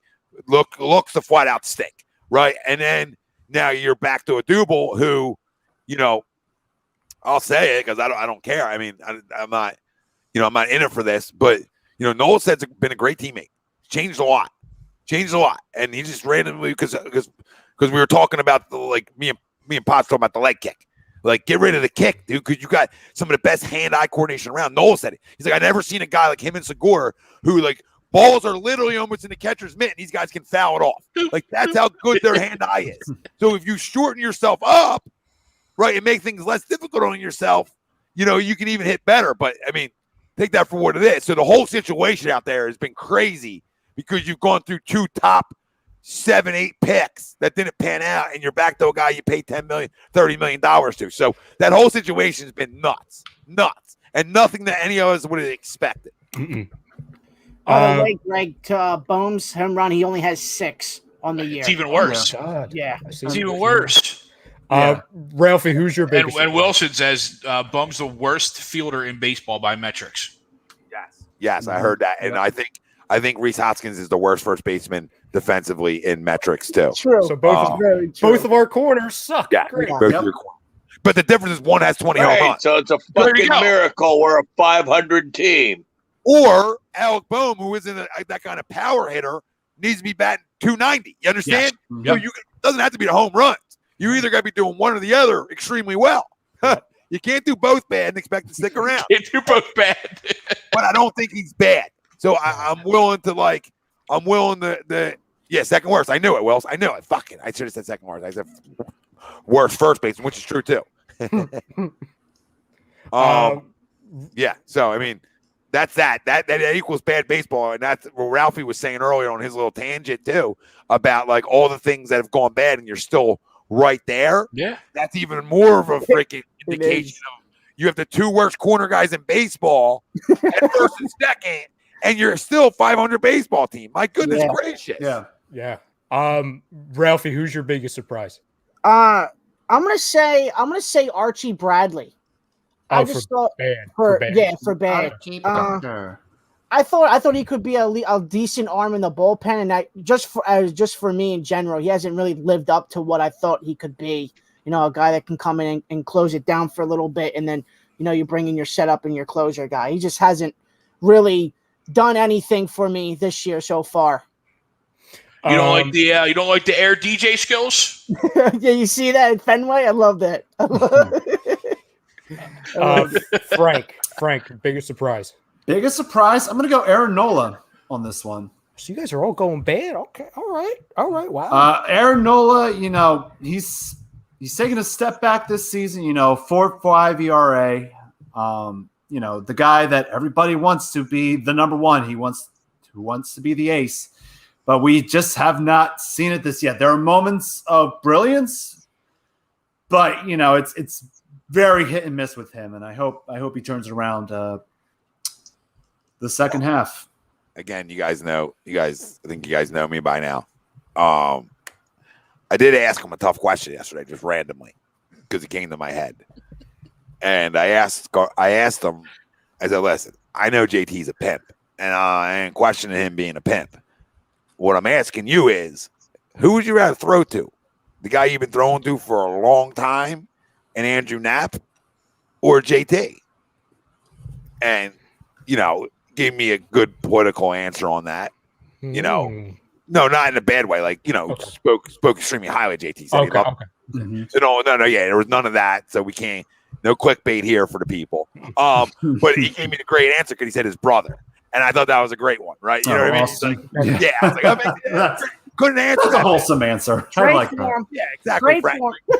Yeah, I mean, come on. I mean, perfect. But you don't like though when a guy is fucking aces, like aces. Like I'm not just telling you he's aces because he was nice to me. Like he didn't have to do anything he did for kids yesterday. Yeah. I had 2 lessons go up to him and they peeked their head around. And he's like, come on over. You want a picture? Come on over. So sweet. Like that's awesome. You don't want a guy like that to not be successful. So you know what I'm saying? Like You don't like that when it's not a jerk off. When it's a jerk off, you're like, that guy's a jerk off. You know what I mean? He deserves what comes to him. This guy, you want him to be successful because of the kind of guy he is. Easy to root for, other than him just being a Philly. You know what I'm saying? Aaron Noah's going to be okay. Like I'm just not in panic mode over him because his stuff still works. Like I just he's still striking out a whole ton of people. I listen. I was never. I'm not saying this because of yesterday. You guys know No. You're staying consistent to what you've said for the past 3 years. Don't pitch Friday nights at LSU and then all of a sudden you fucking stink. Yeah. Not that he stinks. You know what I'm saying? And Tommy, I've always agreed to you when Aaron Nola's always been brought up is that you've always hammered that the guy is not a guy that's going to go up there and throw 95 to 97 with his fastball. He's a wiffle ball pitcher. I mean, his breaking balls are moving. Yep. And like you said, Greg, it's not like he's been, not getting outs or anything like that. He's still striking out a lot of people. A lot of people. Yes. And it always comes back to, if you look out through the season, again, he just sometimes his starts, he's getting no offensive help. None. I just think people get too carried away with it. You know what I'm saying? Like everyone talks about him like he either needs to be an ace, but if he's not an ace, he's a fifth pitcher in the rotation. It's like we're in past years. There's middle ground. Yes, absolutely. Like in past years when he was the only guy with a pulse, obviously. But when you have freaking Zach Wheeler and then Eflin's doing his thing, it's okay for Nola to be giving you like a number 2, number 3 type stuff pitching performance. Right. He just has to be Aaron Nola. He just has to be Aaron Nola. He doesn't have to be like what people want to label a 1 or 2. Like when I signed Zach Wheeler, the expectations were I had 2 1s, right? So the labeling rotations doesn't matter to me after the first week of the season. You know what what it matters, Tom? It matters at the beginning of the year and if you're in the damn playoffs. But really, it only matters if you're because you're throwing at least 4 guys, so that doesn't even really friggin' matter. You know what I mean? As far as the rotation. Yeah, you don't match up against other aces after the first week or 2, right? It all starts changing around. So that doesn't faze me. What phases me is getting outs, and I agree with Wells. I think he's almost been 2 around the zone, which can hurt guys. But I believe in him making adjustments. I just do. I don't know. I'm not it's weird. It's not fanboying him or anything like that. Like he's pitched too much at a high level in this league to all of a sudden not be able to have lights out starts. And I think a lot of his stuff, and I could be totally wrong on this, right? It's a no. It's just what I feel is like a 1 bad inning. Mm-hmm. Like I feel like there's been a lot of 1 bad innings. And I think outside of that, he's thrown extremely well. See, Lava, I don't think that's the case. It's not the case. I don't think that's necessarily the case. I think he can absolutely be a 2 on a championship level team. Absolutely do. I agree with that, Tom, just because correct me if I'm wrong, but I don't think there are too many number 3 starters in the major leagues that have number 1 starter type stuff. Like they don't, you know what I'm saying? Like not too many number 3 guys. Unless you have 2011 where you have the 4 aces. Yeah, there's not too many guys that have ace type stuff. Astros had a bunch of them, I feel like. Oh, yeah, a couple years ago, yeah. But that's fine. Like, it doesn't necessarily always happen. Like, you need a 1 and a 2. Yes. And the rest is like house money. And for years, we were relying on freaking Jake Arrieta to be our number 2 and Eflin. Yeah. You know what I'm saying? That's not going to get it done. But when you have Zach Wheeler at the top and Eflin doing his job below Nola, you just need Nola to be Nola. Do the thing he's always been. At times, then how's Aaron Nola? Who's had a lot of success in this league too. Not an MVP or Cy Young, but has had a lot of success. And let's be real. I mean, Aaron Nola is on a nice, friendly team deal. It's not like Aaron Nola is getting paid $30 million, $25 million.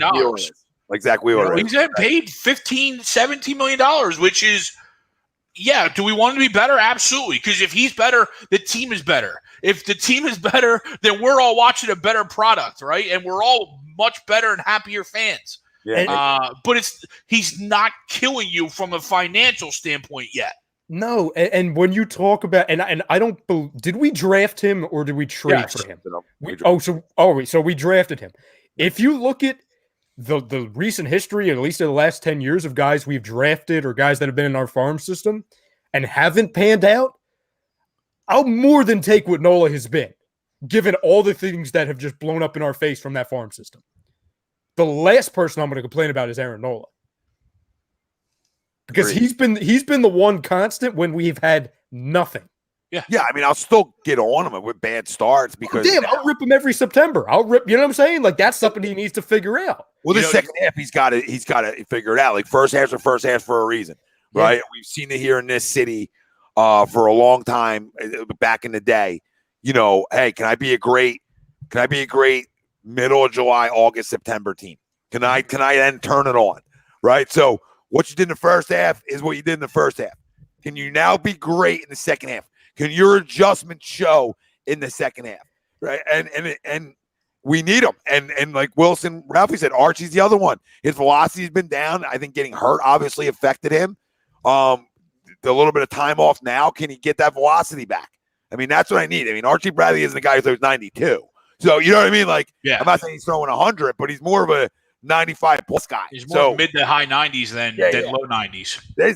That's why we haven't got the Archie Bradley we wanted, because of the injury, of course, Philly. And Tommy, you said something about Nola, you know, being, it seems like without looking, right, the one-inning guy, right? Yeah. One bad inning. And when Zach and I saw him in Dunedin down here, that's what happened against that, you know, against the Blue Jays, right? He had 2 bad innings. But so he had the homer to Vlad, which was awesome to see live. Sorry, Knowles. And then you had the second inning, and you're down 4-0. But then you look at the 6th inning, he's still out there battling. You know what I mean? So it's like, yeah. And then that was the game Bryce went out, and you know, so they got no offensive help. But he settled down after the first and second inning, and woke Noah up. I just looked Noah. Yo, wake up, Noah. But yes, Tommy, I think that's what you're right. Without looking, he's a one bad inning type of guy, and then settles down. Yeah, I mean, he like, unlike other guys, I feel like if he gets hit around like starters and 1 or 2 guys doing this league, that he's still going to go 6 for you. Like, you know what I mean? He's going to figure it out in game. He's going to make some adjustments. He's going to get outs. And, you know, I agree with Wilson, like he said earlier. I can't be a baseball fan and like seeing Vladdy hit home run live. Come on, bro. Canada, because of that, I love it. Yeah, I can do it without you fucking celebrating it on here, but I hear you. You're a baseball guy. Yeah, I mean, listen, Greg, like I mean, I was talking about his father like 20 minutes ago. I love Vlad Jr., but I mean, come on now. Bo Bichette's hair flowing in front of us. Don't bring up Bichette. Now I'm going to see. Now I'm going to get I'll get nostalgic. Don't do this. I remember watching Vlad Guerrero Sr. I remember when he was with the Expos, when he coming up in the minor leagues, he played for the Harrisburg Senators. Mm-hmm. Man, when they used to play the Thunder, I'd go over to Waterfront Park. Used to watch him throw BBs from right field, man. He threw BBs to the plate. Oh, my God. It must have been a good time. Look at you. Look at you. What? The Harrison what? The Harrisburg what? What were they? Harrisburg Senators. Senators. My goodness gracious. Look Still at you. there. Double-A affiliate of the Expos back then. Are they the Blue Jays affiliate now still? They're still with the Nationals. The Nationals. Yeah. Sorry. Right. I got Yeah, still playing at a FNB ballpark. But they're still there. Yeah. Expansion team won one in this time period before us. You're right. I will say real quick, I'll say my 2 biggest surprises. I'll give a good and a bad. Hector Neris, and listen, I'm not a Hector guy, but I didn't think things could get this bad to where he's pitching in the friggin' 4th inning the other day. You know what I'm saying? Like, forget about losing the closer job. I mean, you have him in the Adam Morgan role. Yeah, he's just a confidence guy, and when it's not there, this is what you get.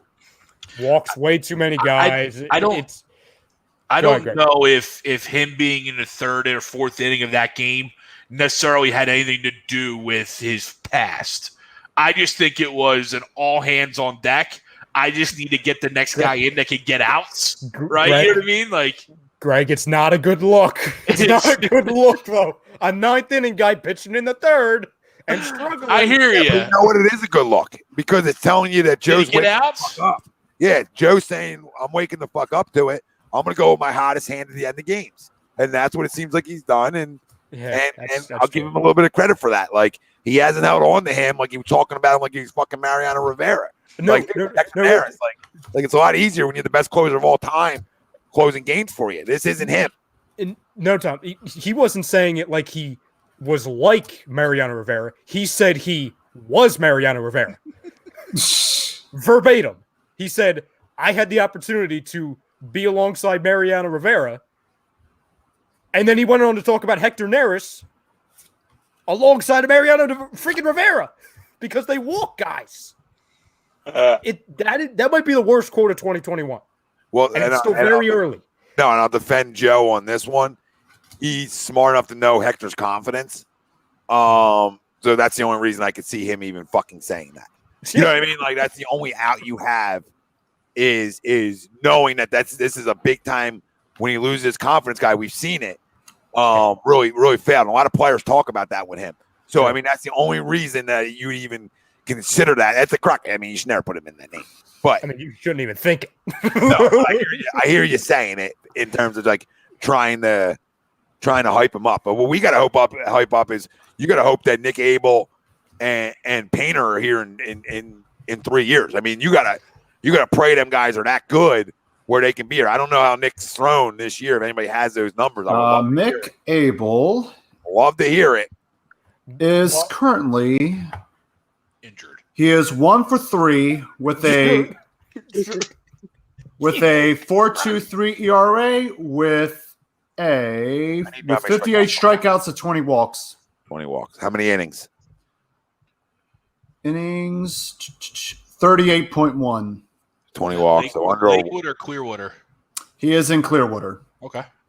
Okay, so that's a lot of strikeouts. I mean, so he's striking guys out, which is a good sign. He's striking guys out. I know the ERA doesn't look too sexy, but he's only 19, so that's okay. I'm not worried about that. It's not 7. Yeah. You know what I mean? Like, I don't care about win loss. I don't care about your earned run average, and I really care about how many guys you're walking because you can't walk guys. And he's a live arm, and that guy's got to be up like 22 years old. I mean, I don't know what to tell this organization. Yeah. Right now, the prospect Tommy, I agree with you. Has him his estimated time of arrival at 2024, which but if you are the current Phillies management, that would be until 2030. Ralphie, you went up me. I was about to say I'll see you in 27, and you went right up to 29.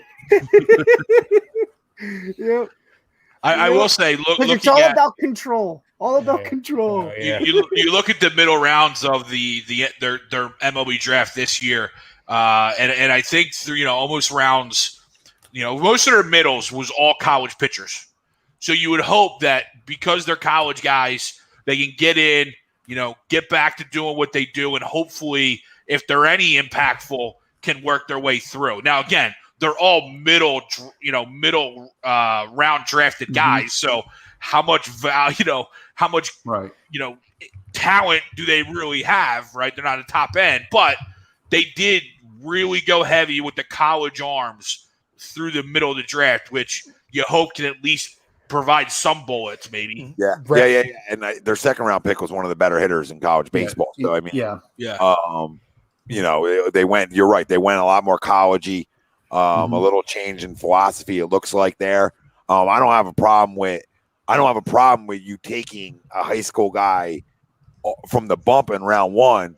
I'd much rather him be a fucking moose knuckle if you are, right? You know what I mean? That's how I look at that. Like, I need a moose that's going, he's obviously got to be going to Florida or Vandy, right? Like, I need to know that before, but I'm still in the belief I would much rather go after that college arm early too, because that guy's had to win that spot and know what it takes to work at a college level.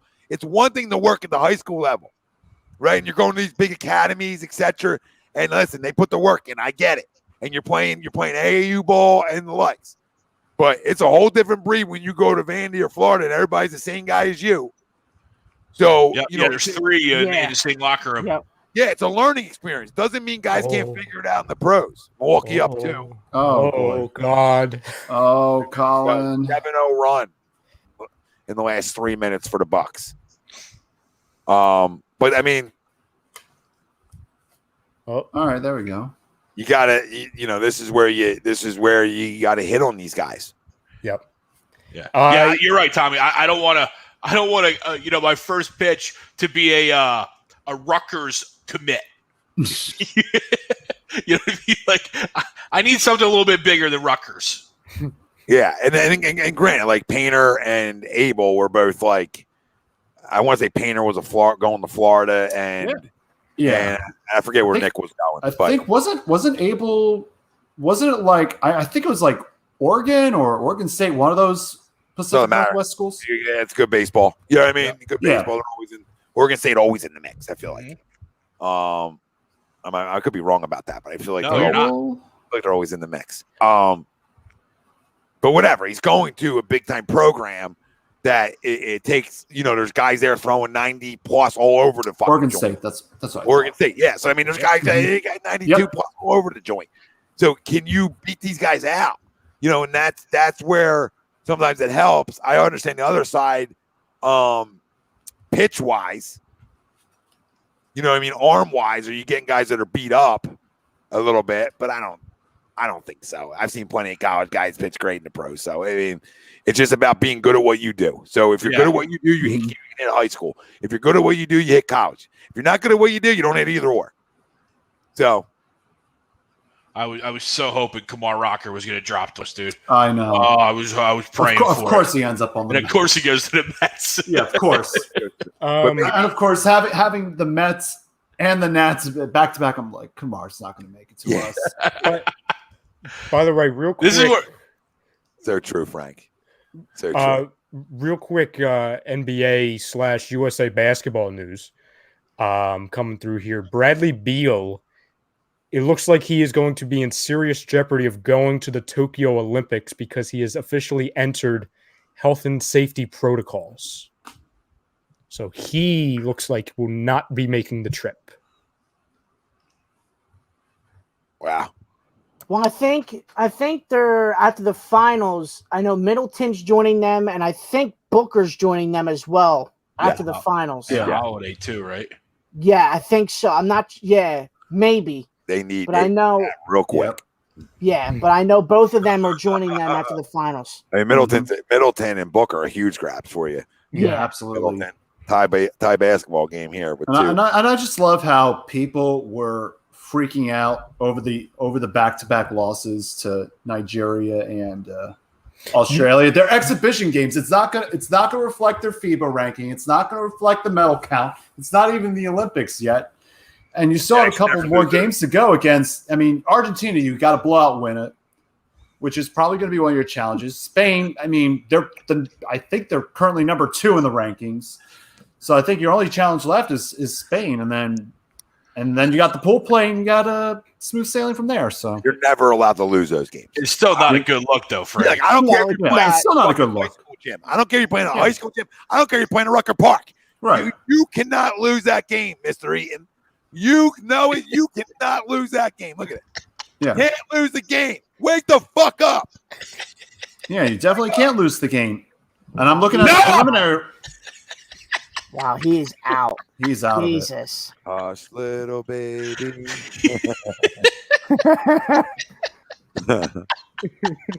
But I mean, I'm taking a look at their preliminary round. I think. I mean, so is Noah. They're gonna walk. They're gonna walk right through it. So I'm not worried about the Olympics. Noah's checking the preliminary round right now. No, he ain't checking shit. He is the definition of Team USA. I mean, he has slept through this. Look at that spirit. That's team spirit right there. Jeez. Wow. look at Wilson. He was just awake a minute ago, too. I don't know how he does it. Is it? Oh, look at Don joining at the proper moment. He said, "What's up, fellas? What the hell am I watching?" What's up, Don? He's watching through the whole little exhibition, fucking horse shit. Losing to Nigeria and Australia. Grow up. Middleton, bucket. Bucks up 4. Or no, up 4. Yep. Up 4, yeah. 27 seconds to go here in the fourth. So you're looking at a potential 2-2 series tie. Yeah. And series hasn't started yet, boys, because nobody's won on nobody's home court. Yep. So back to Phoenix for game 5, and that's going to be the game right there. You know what I mean? I feel like if Phoenix wins that and goes up 3-2, I don't know. This should go 7, though. This should go 7. Yep. You're seeing how good both teams are at home. And Bucks got, Middleton plays like he does tonight. I mean, it makes the Bucks extremely dangerous when he can play like this. Because you haven't seen a lot of that from him in the playoffs. No, he struggled. He's definitely struggled. So, most of the postseason. Yeah, Troy. I mean, Painter's a big man. I don't know if you were listening, but we played them down in Georgia at Perfect Game, and I didn't know it till the other day. And I was like, oh, that was that big moose knuckle. And he was throwing hard then. He was like 92, 93, and that was like 17U. So, and he had to be at least 6'5", because I was like, this guy is fucking gigantic. I was like, how are we hitting this guy tonight? With wood, too, back then. You know what I mean? With wood down there, too. Like, that's a fucking tough game. I agree, Molly. I know, Jesse. I agree with this, too. It is definitely different, the refereeing, for sure. Would love to see it in the NBA, Greg. Would love. I might actually watch the NBA as opposed to watching John Wick right now, because I'm just not watching the finals. They're terrible. Wait a second. Oh, what? Wait a second. Yes, I'm watching John Wick. How many times have you watched John Wick, Greg? That's a lot. Yes. Oh, you are an issue that you won't turn on an NBA fucking finals. I mean, what do you expect, Tom? Exactly what I expect. So, real quick, Deshaun Watson rumors. Please, yes, now. Yeah, I don't care. Yeah, I don't even need to say now, though. Like, let's play out. I can give this a year, because if I can pay this guy and he can be decent or good for me, then I might be in good shape with money only owed to a second-round pick. I don't disagree there. Not saying that he's going to be good, Jalen Hurts. I was just like, you know what, this year's a whatever year to me anyway.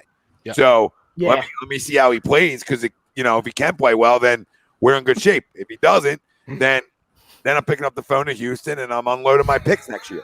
Yep. That's why we got 3 first. Yep. Yeah. Right, Noah? Don't you agree, Noah? Yeah. I mean, I don't know how he doesn't. You're muted. Agree. Yeah, no, Tommy, I agree. I say now just because I want to believe in this team. You know what I mean? But no, I completely agree. You use this year as a, what do we really have from Jalen? And then if it's not good, like some of us think, yep. Then you go out and you say, now I got 3 first-round picks, a buttload of cap space, and a young, under control, paid quarterback that we can unload, right? So Jalen Hurts, 2 firsts. What else do you want? Deshaun Watson, come on, buddy. Because the other side of it too is like the report Schefter said, we got to make sure he's able to play too. You know what I mean? Like we got to let all the you gotta let the judicial system play out. Well, that's why I'm like hesitant. Yeah, we got to let all the. I still would take the risk. Yeah, not this year. I would bring them in. No, I won't do that this year. I wait it out and see what happens. Just because what happens if Jalen can play? No, I agree. Yeah. I agree. Yeah, I know you do. I know. I'm just saying, like, if he can play, then we're in good shape. If he can't, then I still have the assets to go get him. It's not like I'm losing picks this year. I got a ton. You know what I mean? I got a ton. You have essentially 3 first rounders this year. Well, this year coming up. So yeah, and Ralphie, if he stinks, I got a high first coming to me. Yeah. Yeah. If Tua stinks, I got a high Miami coming. Mm-hmm. Yeah. Right? And if Carson balls, I got a high Indy coming. I got a first from Indy coming. So, I got a chance to have a top 5 pick next year myself. I could be that bad. We don't know. With all that cap space, too. Yeah. I could see a scenario, Tom, where we won't even have that Carson pick in a couple months. See who's available out there right now? He's not a quarterback, but he's a cornerback. Does his first name start with an X and end in Avian Howard? How's he available? I don't understand what happened. He's not happy with his current. They're going to contract. trade him. They're going to trade him. Didn't he just sign that last year too? Yeah. Ralph, you're an NBA guy. You're an NFL guy. This is what they do. You know what I'm saying? They wake up one day, oh, I'm not happy. I'm not going to play. NBA doesn't do that. James Harden didn't do that? Well, maybe not for money, but he didn't do No, it he didn't do it for money. Their money's their money. Yeah. They do it for location, so that's true. They do it for a different reason. Mm-hmm. But yeah, I mean, it's what NFL guys do it all the time. They sign contracts and then they lead the league in interceptions and say, I'm worth more than this contract. I mean, which I get. Kevo, question for you. It costs too damn much. I agree, his contract's there, but we were just paying that for Carson. So, I mean, if you want a true number one quarterback, you got to pay for it. And we have the cap space coming out with a lot of young guys on the roster right now. Whether their talent or not is completely, up to this year, right? But you have a lot of young guys, especially on the offensive side of the football. So you got to go for it when you can get it. And there's no question who the better quarterback is, too. To your point, though, I'm not even talking about Hurts and Watson. I'm talking about Wentz and Watson. So it's like you were just paying that for Wentz. Yeah, I mean, I think there's a discussion to be had there. Yeah, but we see Carson doesn't Indy. Yeah. Yeah, I mean, I think there's still a discussion there. But my point is, if you want a top stud quarterback, you got to pay for a top stud quarterback. I got his wide receiver here, essentially. Not Jalen's wide receiver, too, but I got a wide receiver here that's going to be a pimp. So, I got that connection.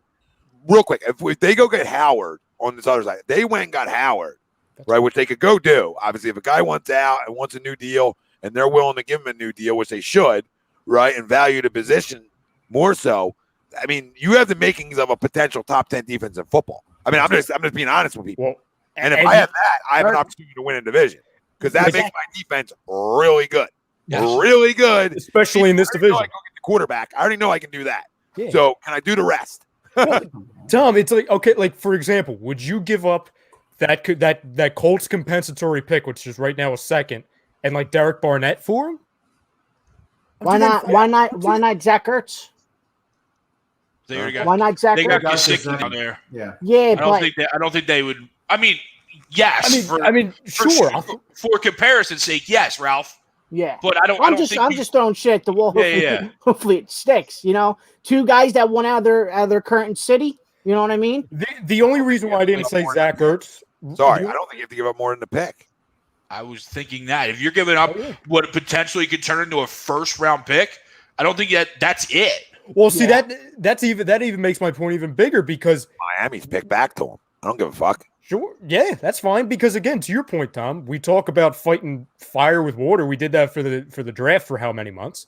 Well, you're doing that with two friggin' veterans. You do that with Slay to where he wasn't big play Slay, but I think there was only 3 receivers that had more than like 30, 40 yards against him this year. So he didn't have a bad year. Right. It's not about that. I need the ball taken away.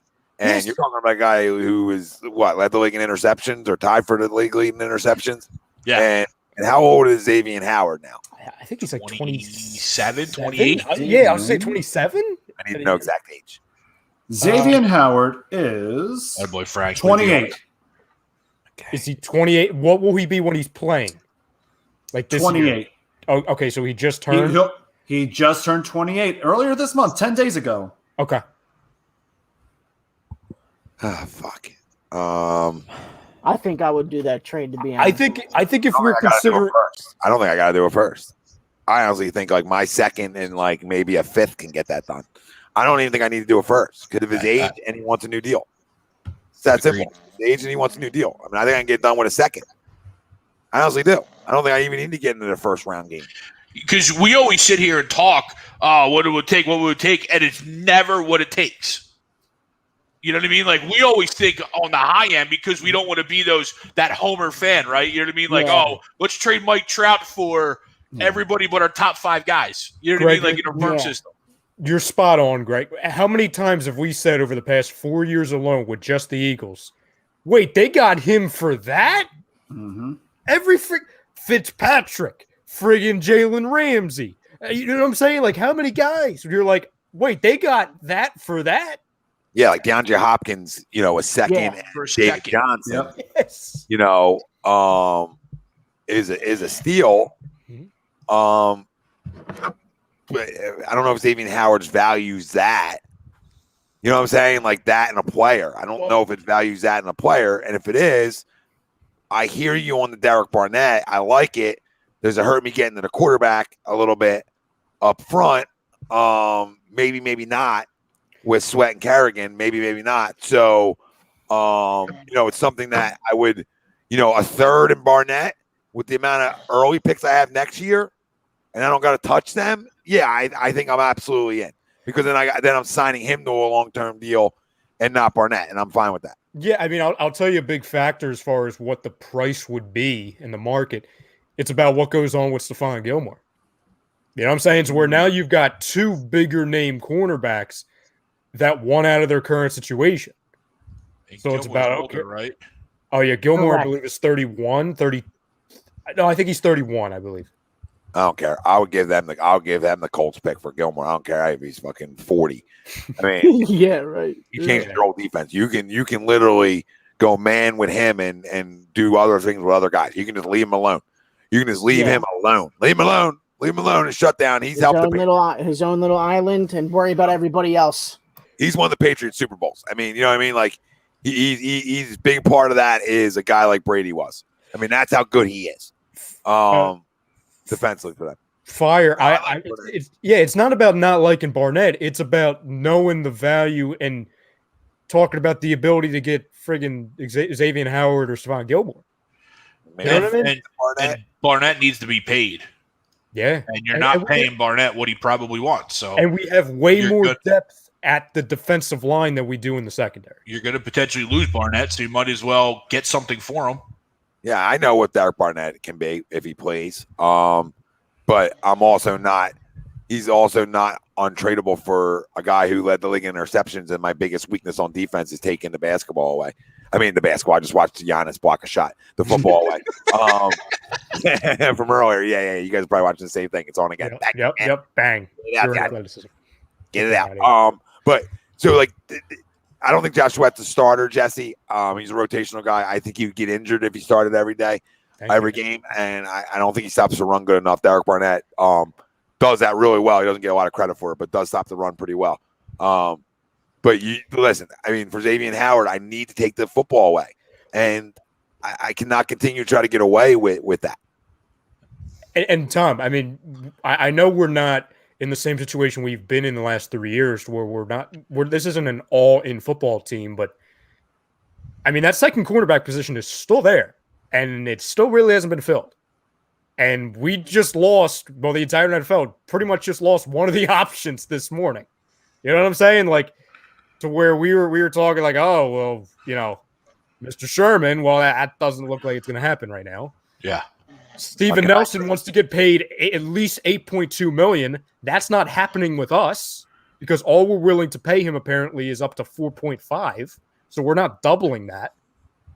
So then it's like, okay, well, friggin' like Zach McPherson? What? Yeah, no, I got no time. I can't. I don't care if we're expecting this team to win 5 games. I can't. The way the second cornerback position is, I can't do that for an entire year. I can't do it. Hills, first off, you're not paying because you would have the membership badge next to you.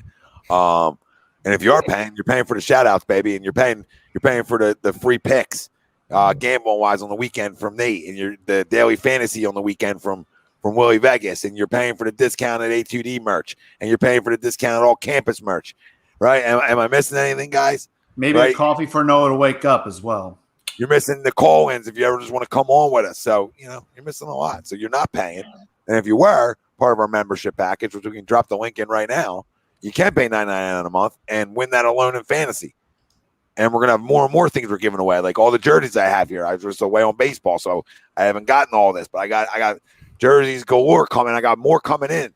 It should be in any day. I'm going to have like 10 freaking jerseys ready to give away. So you got a lot. So if you were paying, you would know that.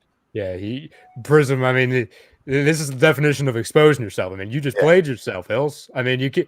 There's a little thing like you see the little logo. I mean, there's But no. who doesn't love watching a bunch of guys spit some knowledge and then some rando sleeping? I mean, that's a hell of a good time. I think it's fucking authentic, and I'm sure the Twitter world will get all offended. Thank you, Teddy. By the way, Teddy gets it. By the way, yeah, it's classic. It's authentic. You know what I mean? Like, I don't want to do things at A2D that everybody else does. So if he wants to take a fucking nap, take a nap. All right? I mean, this is why we're different. Everybody always asks, why are you different, Tom? Because we don't care. We're having fun here. All right? You all Twitter world can get all upset. Not anybody here. But the Twitter world can get all upset. Everybody knows who I'm talking about. Freaking losers over there. They can get all upset that we're a little different. And we're not a dictatorship. I'm not going to tell people what they can and can't say. Okay? Thanks, Kales. Thank you, Kales. Easy, All right? brother. Thanks, Keys. Kales. Okay, well, you say Kales? I think it's Keys, right? Keys? Keys. Yeah, I think it's Keys. All right. It's Keys. Yeah, I can't 215. late at night. No, you're late. You're late. It's late. He said, well, I'm paying. I'm glad these guys are doing what they do. Thank you. Thank you, brother. Kavan, appreciate you. He's going to sign up, Hills. My membership is in Super Chats. And I appreciate that too, Kavan. Also, Any way you guys want to support us, we're thankful for it. We love it. Thank you, Colin. I appreciate this. Though. This is why I wanted fucking different. Because some people are gonna love it and they're gonna understand it because that's how they were raised in Philly sports. All right, and other people are gonna get offended when somebody gets a little emotional. All right, and they're guys I don't want to go to the game with anyway. I want a bunch of guys that are gonna run through walls at the game and we ain't even playing. They're the guys we look for here. So, and ladies, so you can look for the person that wants to sit in the box and fucking sip a fucking martini. All right, we want a guy that's gonna pound the cold one with you. Freaking losers. No, now we got snoring. That was so perfect. Tom goes on an inspirational rant, and then you get the snore. Oh. Noah Eaton was a part of Agree to Disagree, which is the first show to ever start here. And if you would have told me 6 years ago he'd be sleeping on air, I'll tell you, you're 100% correct. It was an every Wednesday ritual. We show up to the studio, Noah's asleep on the couch. On the couch, on a freaking lawn chair out front of my house. Oh, yeah, in the driveway. Yeah. And then the dogs are freaking out. Daily news, dogs barking. Yeah, I know what I'll do. Just for the people who don't understand, just give me a minute. Talk amongst yourselves. I'll find it. I think I know what you're Xavier Howard though does change a whole dynamic. Really does. Yeah. You know what I mean? Like he changes your entire outlook. He changes your entire system of not system, but now you can actually go to work on defense. And again, in a football way, and again, you look at where's our weakest point right now on our football team. Well, obviously it's the second and third levels, right? It's your linebackers and your back end. Well, you seal up your back end, and now between your first level, which is some really high paid guys, and your back end, which at that point is going to be some really high paid guys, it makes up for the middle area not being so great. No, absolutely does. And Kavan, yes. If Jalen Hurts becomes the next Russell Wilson and Carson becomes average for the rest of his career, did Howie Roseman pull off one of the best NFL moves? Absolutely. Then he'll get 100% credit for it. But in the moment, the whole thing smells like shit. And that's nothing against Jalen Hurts. That's just the way they've handled the situation as a snore. Absolutely. Slade becoming a number 2 guy is important. Go ahead, Greg. No, I was just saying the whole scenario just didn't make sense from Jump Street. Yeah. You know what I mean? Like, however it turns out, obviously is what sports are all about, right? And whatever chance Howie was taking at that time is why he gets paid and Jeffrey protects him, right? But just because it might work out doesn't necessarily mean it was the right decision. Yeah, well, you're going to find out if Carson can play, period. You know what I mean? Like, if you can't play with Frank, then what's left? It's and okay. that offensive line, too. Yeah, and a great offensive line. So, I mean, we'll see. I mean, I have hope that Jalen has worked on things that make himself better. I'm an Eagles fan. I don't mind having egg on my face for being pissed off by the pick. You know what I mean? Like, I don't care about that. That's why this is raw emotion. If anybody wasn't confused or annoyed when that pick was made, then I need to check your pulse because you just signed your quarterback.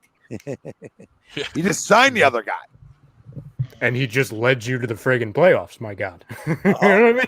Yep. And, maybe it was a concussion that scared him. We talked about that that night. Maybe the concussion was just like the final straw with him where they're like, I always thought it was just protection if he got hurt. And that's what Doug apparently said. He was on local radio a couple weeks ago, and he was saying, and I guess at this point he has no reason to lie about it because he's no longer with the job. You know what I'm saying? To where he's going to be revered here forever. Yeah, bigger than Dick Vermeil in 10 years from now. Watch, you know what I mean? Oh, especially if things get real bad. You know what I'm saying? It's going to be. I'm not going to compare it to Andy, but in a way, it's like, another one we let go. You know what I'm saying? And I'm not saying, Doug's going to go on and be a Super Bowl winning head coach again. But again, the city always says, they run people out of town, and sometimes it's justified. But no, we all know where we stand on that. He wasn't perfect, but he's somebody that's going to be missed, and I think revered for many years. I will. Tough year for him. He said it. I mean, he had a lot of stuff going on. Yeah, it was a tough year for him. I mean, guys get passes, especially when you win. And you can lose some of your mojo, which makes you a good coach, right? Yeah. And a good players coach and a great players coach is what he was. And everybody that's going to talk about him after he leaves, you ain't going to hear one person say that dude wasn't a great players coach, right? He knew what it took to get his guys going. He knew what it took about being resilient. Did he have flaws? Yeah. I mean, yeah. There's not many coaches that don't, even if they win, right? But he knew how to get guys going. He knew how to say the right things, to believe in his team. So that the credit is always going to be given there. Did I think he deserved another year? Yes, but I also think this was a mutual thing because I think he was worn out. And he wants to do what's best for the organization because I think he cares about an organization that he just won at. And I believe that, and I'll say on the record, I'll say this right on the record, if he doesn't have a job in X amount of years and Sirianni doesn't work out, don't be surprised. Just don't be surprised. That's all I'm going to say if Jeffrey Lurie's still around. Just don't be shocked. Don't be shocked. I really hope Nick Sirianni is the fucking GOAT. That's what I hope. Because I don't need that in my life. Like, when guys are gone, they're gone. We've moved on. You know what I mean? No matter how much I like a guy. Once you're not here, like, outside of being a player, coach-wise, I don't know, am I bringing you back? What are we doing? Going in circles? Where are we going? Yeah. Just to fire you after you win one? Come on. I will ask you guys, but first, I won't ever get credit for being you paid your friends.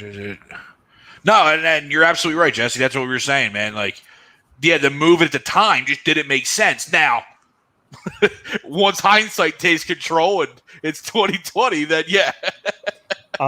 Real quick before I ask you guys, I had one other question. This was 5 years ago. This video, fam. Yeah. So if anyone doesn't think he's been, everyone thinks it's a new thing, it's not.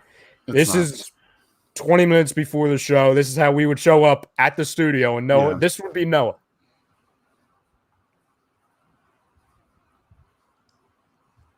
Oh my God. Yeah. Yeah. That's amazing. Just gone forever. Yeah. I got that MJ too. Oh, the jersey? Yeah. Does he compensate over top of Slay and Howard? Yeah, I mean, you got McLeod coming back. I mean, McLeod looks good. He's training. He looks good. Yeah. Yeah. I mean, he's coming off of 2 friggin' ACLs, so I don't know how long it's going to last, but he looks good right now. Prism, I agree, but again, kind of going back to the point about the linebackers, when you have 2 shutdown safeties or cornerbacks, they make up for that, right? If you don't have competent guys, right? So if you're running your Brian Dawkins 2-0 and no ACL Rodney McLeod, we can get away with that with those guys being there. My last question for you guys with the Deshaun. What was that? Greg, he said Brian Dawkins such a jerk off. I didn't even catch it. Anthony Harris is gonna start at one of them spots. So yeah. Why we went out and got him. I know you probably just forgot about him. So did I, Greg. For a second. I did actually forget about him. Yeah, I did too. So I'm not going to run from it. What's Ted saying, real quick? Right, and say this because I don't want to miss this. Yeah. And Jesse gave the Anthony Harris, so love the Jesse on that one. Yeah, definitely. Ted says, Tom, are you going to treat Hurts with kid gloves, or are you going to be tough on him as you would any? Oh, tough, Ted, tough. I need absolutely tough, right? I need to see the improvement. Like, he isn't a first round guy like Carson was, and like showed us the ability to be money, right? So you're going to give that guy a little bit longer of a leash than you're going to give a guy that needs to prove it, right? You know what I'm saying? That needs to prove to being consistent. Carson proved he can be consistent. He just had the worst year he could possibly have. People have to understand this too. If they turned around them, if they pull off a cornerback trade and they bring in somebody, I'm not even saying Xavier Howard. If they get somebody who's at least formidable at that position, and if they have a trail, a wreck of a season while staying relatively healthy, but they still fail, it's going to be because of him, probably. And I'm not saying that's happening. I'm not saying he's going to suck. I just don't think he's going to be great. But it's like, I can't believe I'm saying this. I think he's going to have a really good year because not many people think he's going to have a really good year. Tom, you and I think, are in the same wavelength of this. I truly believe he's going to have a good year. They're going to be in the playoff hunt. They're not going to get it. And then this organization is going to panic and then do some things. And I'm not saying, listen, Deshaun Watson lands here. If he's able to play, I'm happy. I love that panic move. Yeah, you know what I'm saying? To where I don't want to call that a panic move, but you know what I'm saying. To where can he throw 30 touchdowns? Can he throw 30 touchdowns? No, because I think he's going to run for a lot. That's the thing. I don't know if he needs to. Can he combine for, let's say, 32 touchdowns? Ground in air. I think that's plausible, 32. I say somewhere in the 30 range. Yeah, because, listen, you look at it. Under. Well, you don't. Okay. Because there's an extra game, too. No, I know. So maybe I should have went a little higher, but I think 32 is a realistic number. Because if he rushes for 8, say, then he's throwing 24.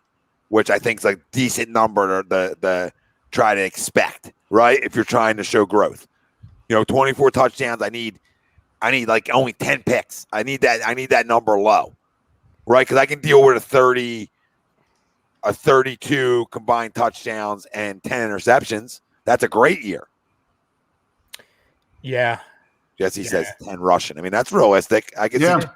Yeah, I was going to say 12. So yeah, So it would be 12 and what? What was your over-under, Tom? 31, 32? 32. Yeah, 32. All right, so that's what? So that's 20 and 12? 20. Yeah, 20 and 12, yeah. With Devon A. Smith, hopefully an improved Rager. I'm assuming everyone's staying healthy, which I know is not going to age well, okay? But that's the prediction game, right? You know what I mean? But my point is I'm not gonna. I can't project when the offensive line is hurt or when. No, absolutely. No, that's what I'm saying. But that's the prediction game. Yeah. At their best, I think. Yeah, at their best, he should. At their best, it should. He has the weapons with Goddard. Okay. Yeah. With the receiving core, while young and unproven, just based off potential. Yep. You have 2 first-round picks at the top of your receiving core. Okay. Yep. And a guy with. I really don't like Rager at all, but given what he at least is able to do, he should thrive in the slot compared to what he did last year.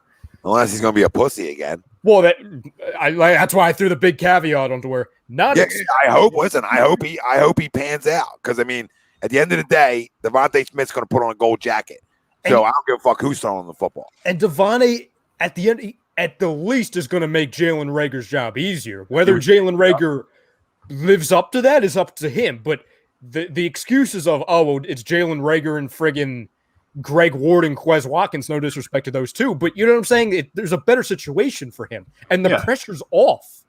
So you have the receiving core that is way better than it has been.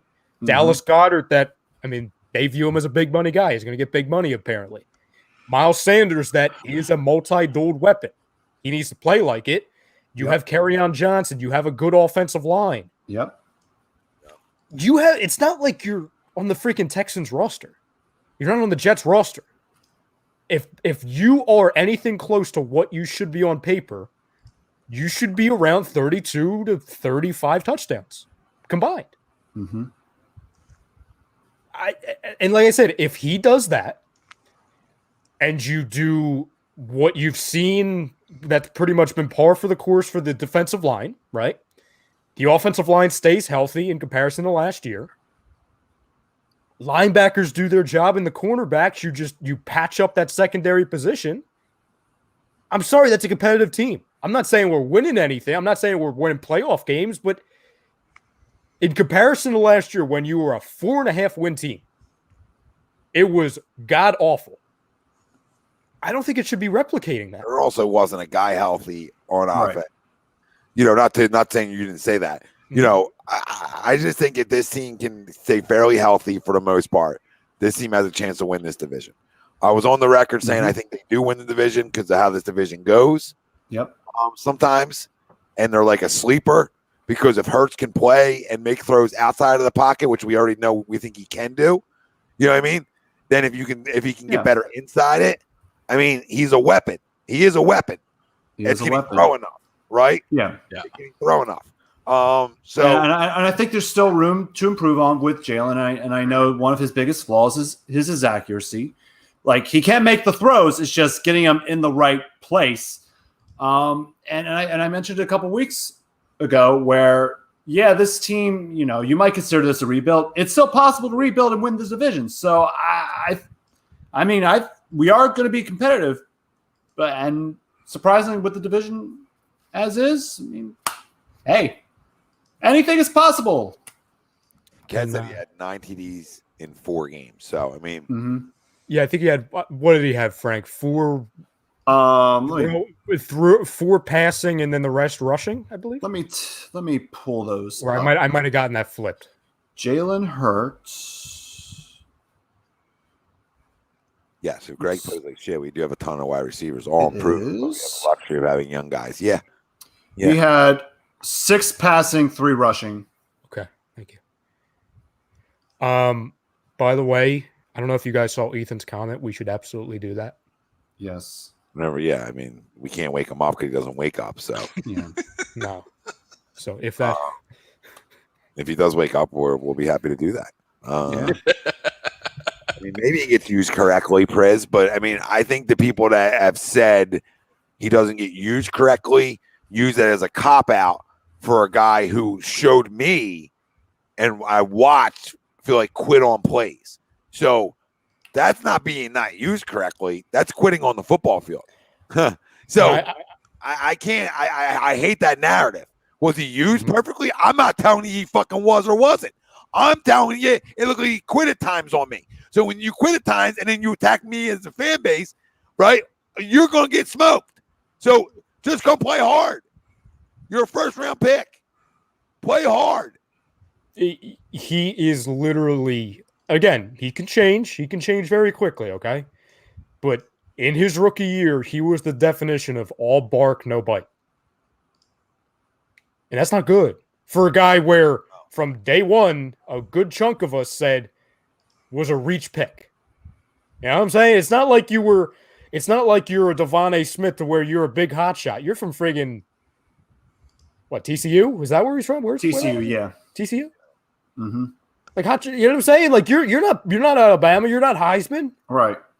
Yep. Like, yeah, you might have been, hot shot at TCU. He was the hot shot at TCU. He led all receivers at TCU for the 3 years he was a starter. And you know what?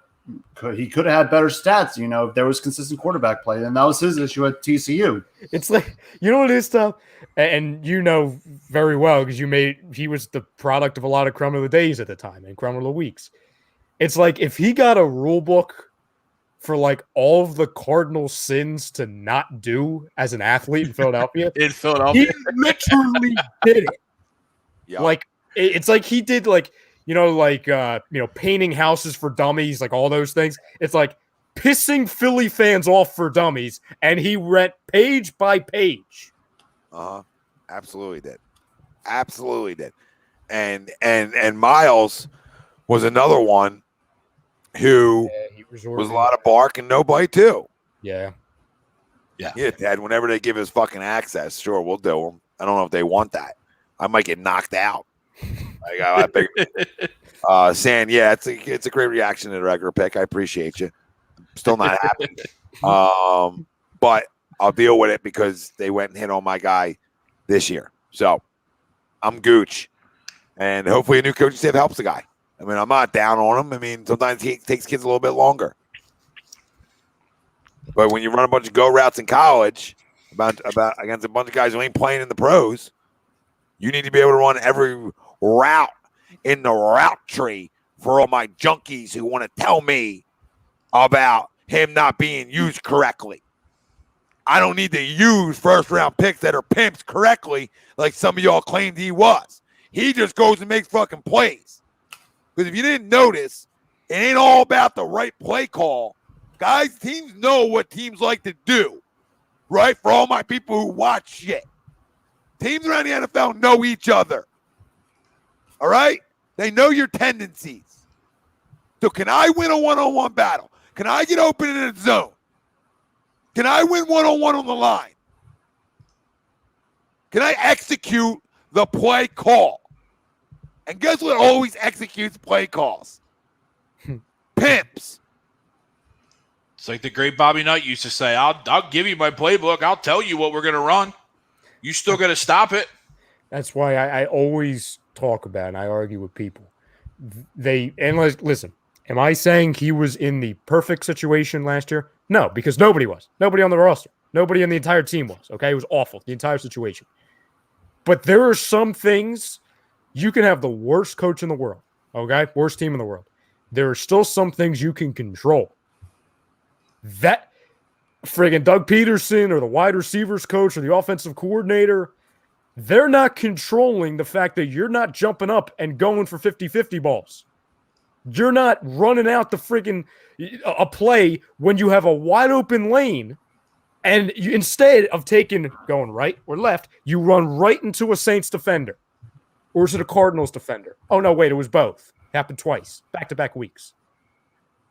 Those are things you can control.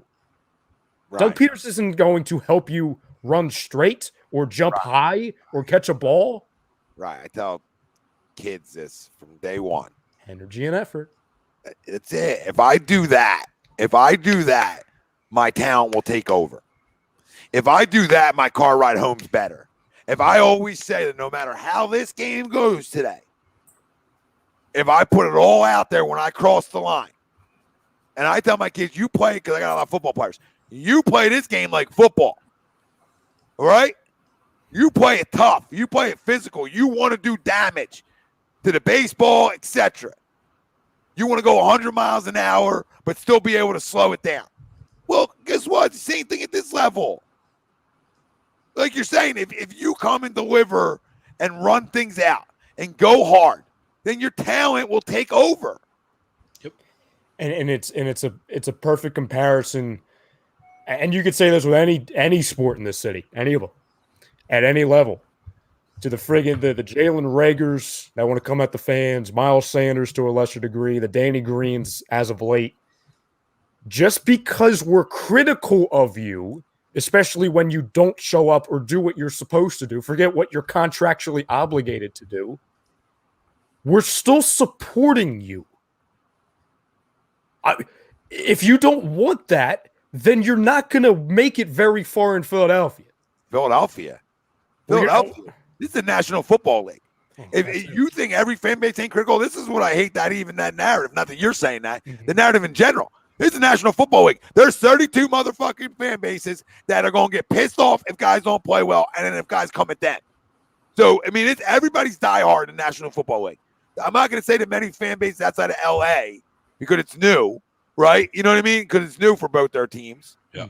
Outside of, like, the Chargers because it's still in that proximity, right?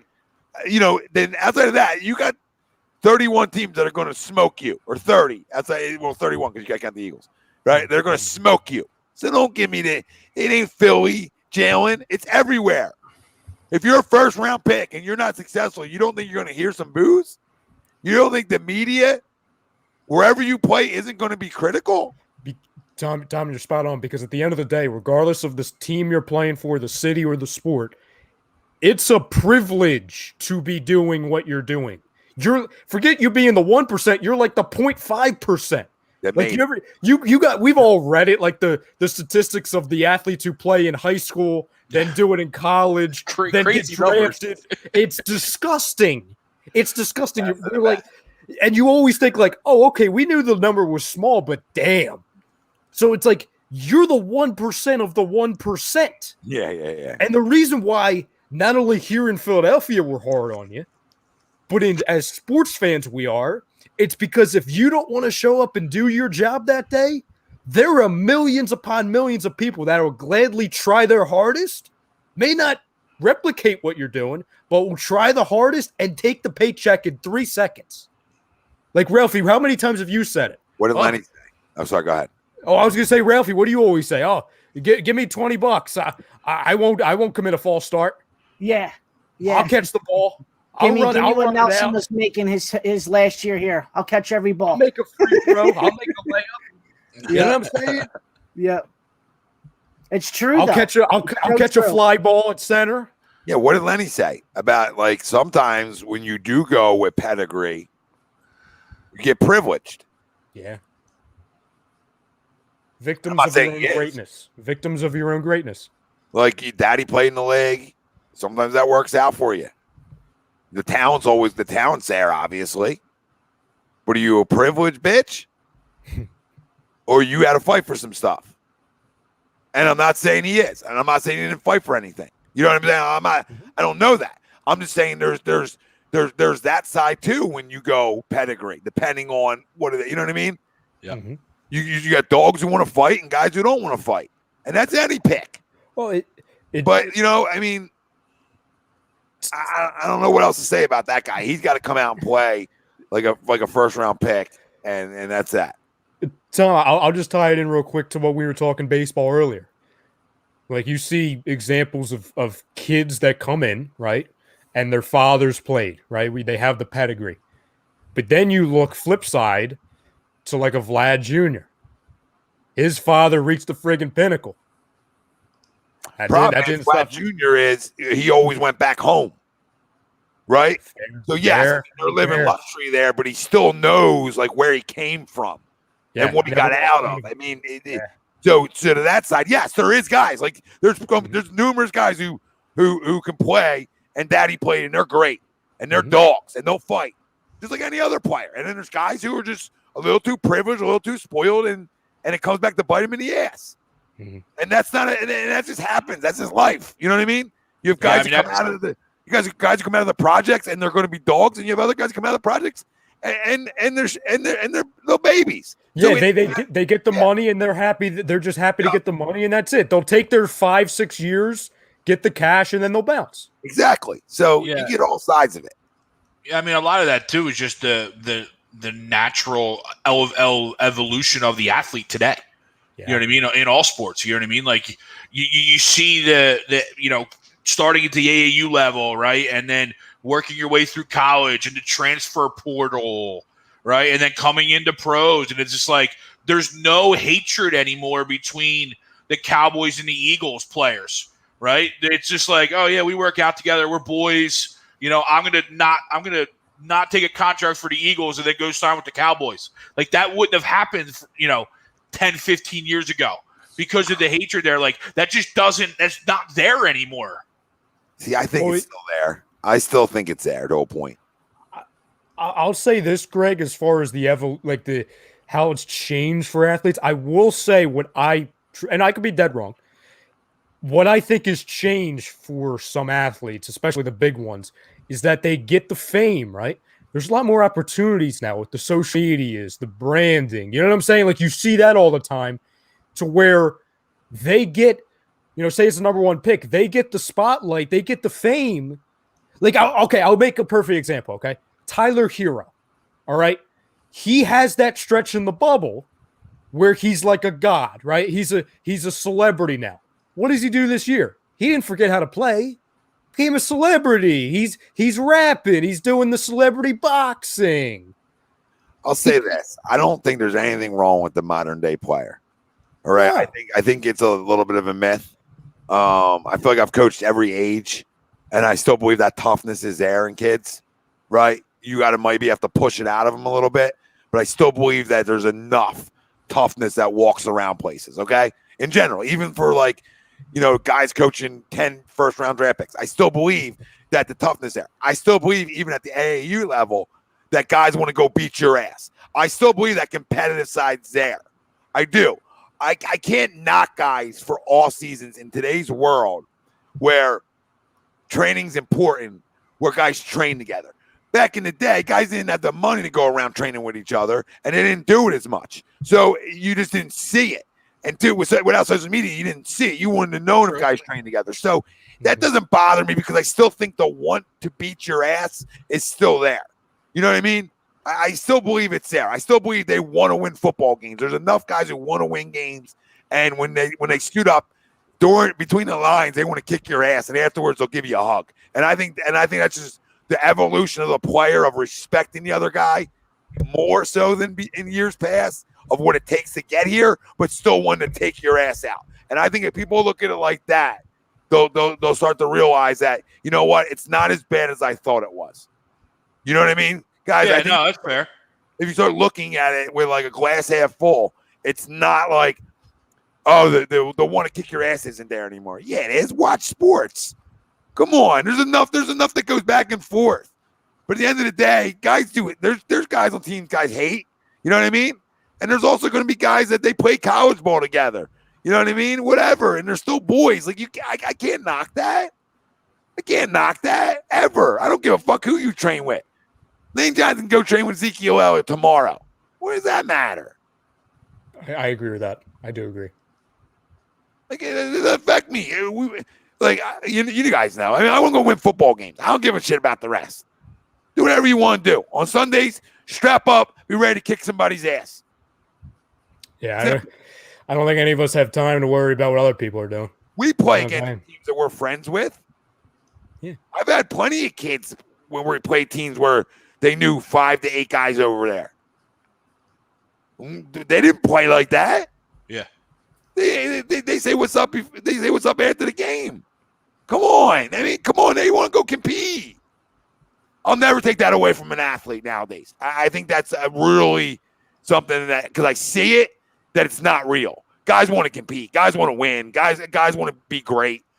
Is the selfishness more seen? Maybe. But that's just everything's more seen nowadays. No, Phillies traded for Craig Kimbrell while you were sleeping. Sleep was in Seattle. You know what I mean? Yeah. While you were sleeping, that was a movie too, right? I mean, I feel like yeah, great movie. Yeah. Sleep was in Seattle. Yeah. Did you hear what Tom said, Noah? Kimbrell. We got him, Noah. Ladies Oh, and he's gentlemen. muted. Hold on, let's unmute him. I'll unmute him. Go Ladies ahead, and Noah. gentlemen, we did it. Craig Kimbrell, now Philly. I'll take it. Yeah, it didn't happen. No, that's It lost its mojo. You slept for too long. The joke ran its course. I would listen. What do you want? We already said this earlier. What do you want? I mean, he wants out. They're not going to pay him. Everybody knows he wants out. You could probably get him. You can get him for one of your seconds. I think you might even be able to get him for a third. Honestly. Yeah. Eagles champ. When this is done, rewinds to like 30, 40 minutes ago. We talked about it for like 20 minutes. Yep. The whole Xavier Howard thing. Does anybody have any closing thoughts? Nope. Noah? Yeah, Noah. Noah, closing thoughts? Here, Yes. No, Dad. It was all Yeah. real. No. That wasn't real. No, Dad, he was real sleeping. Yeah, use your words. Yeah, I hear you. Here are my thoughts. Let's go out, get a damn closer, We and did. let's We got win through this it. fucking division. I agree with you, brother. I absolutely fucking agree. Anybody else any closing thoughts? Wakes up just spitting out knowledge. Yep. I like it. No all I gotta say, it's a great week to be Italian. Congrats to the Azzurri winning Euro. Yeah, absolutely. Wouldn't watch it if it was out back, but yeah. Here are my closing thoughts. Hey, Von, we've had Twitch this whole time. I always say it opening shows. Find us on Facebook, YouTube, Twitter, Twitch. Everywhere you get your podcasts. You might have to change that to Buddy Hield time. It's Buddy time. Ralphie, let me just take all right. Let me just okay. I am a well-documented Buddy Hield fanboy. Okay. Yeah. That trade, Buddy Hield and friggin' Marvin Bagley, also a fanboy. Yep. And picks, that trade can go to hell immediately. I love it. I'm hanging up the phone. I'm throwing the phone out, and I'm never calling them again. I'm blocking the friggin' number. So, Dame time or SGA time is also appropriate. Thank you. Greg, Greg. I know. I said that's what I said first. Don't to It's SGA. only one. It's Don't only do that one. to me. It's only one. Here we go. It's gonna be Monday all over again, Tom. It's gonna be friggin' Monday all over again.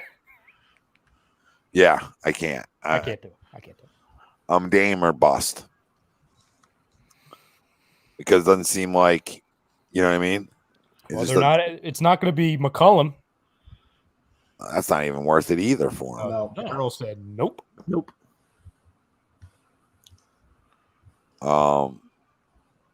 gonna be an interesting fucking all season. Yes, it is. I can't wait. What are they gonna do? Yep. What are they gonna do? It is Dame time, Jesse. It's Dame or bust. It really is. I mean, you're not giving me the things I'm gonna want back from other teams, and it's simple as that. So I go all in, or I stay status quo, and I figure out other ways to bring in some veterans and fill out a roster that can be pretty deep if guys continue to develop like Maxey and Matisse. You know what I mean? If them guys can develop, then this roster can be good. We know what it can be in the regular season. You know, can you bring Danny Green back? Can you maybe get Kyle Lowry for like less money, right? You know what I mean? Can you entice some of these guys to come play here and try to win? So I mean, that's the direction you need to go. Yeah, and maybe move Ben to the 4 and put the pressure on him. So we talked about all this. Yep. No, Ted doesn't make you a bad fan. We're out. You got to root for somebody. Yeah, No, Greg's not even watching. I mean, I'm not even watching. He's Greg watching John Wick. I'm rooting for Phoenix. You know, I'm rooting for 7 though. Boys, great show. Yeah, Awesome it felt good. At least for a long fucking time. Yeah. Yeah. Baseball therapy session right there. And family just joining us or sitting around, you know, make sure you get 20% off. All right. And free shipping with the code A2D at manscaped.com. Unlock your confidence. Always use the right tool for the job with Manscaped. Got everything, guys. Everything over there. Go check them out. Go check them out. And tonight's show was brought to you by the Counseling Center and Sunrise Detox. And we know that many of our family deal with mental health and addiction issues. Give my boy Rob Lubman a call, 856-651-8117. Great friend of mine. We'll get you the help you need. All right. For Frank Vespi, Ralph Delvecchio, Greg Moakwick, Ryan Brodo, the always sleepy, no eating. But when he's awake, he's a fucking bulldog. Everybody out there that watches tonight, we can't thank you enough. If you haven't hit the like and subscribe, please do so. If you're following on other platforms, hit the follow, hit the like. We're everywhere. Instagram too, even though we're not live there. The dog even knows everywhere we're live. That's not a shot at you, Ted. I was just having fun. I had to think of something with the dog. We're out. I'm losing my voice.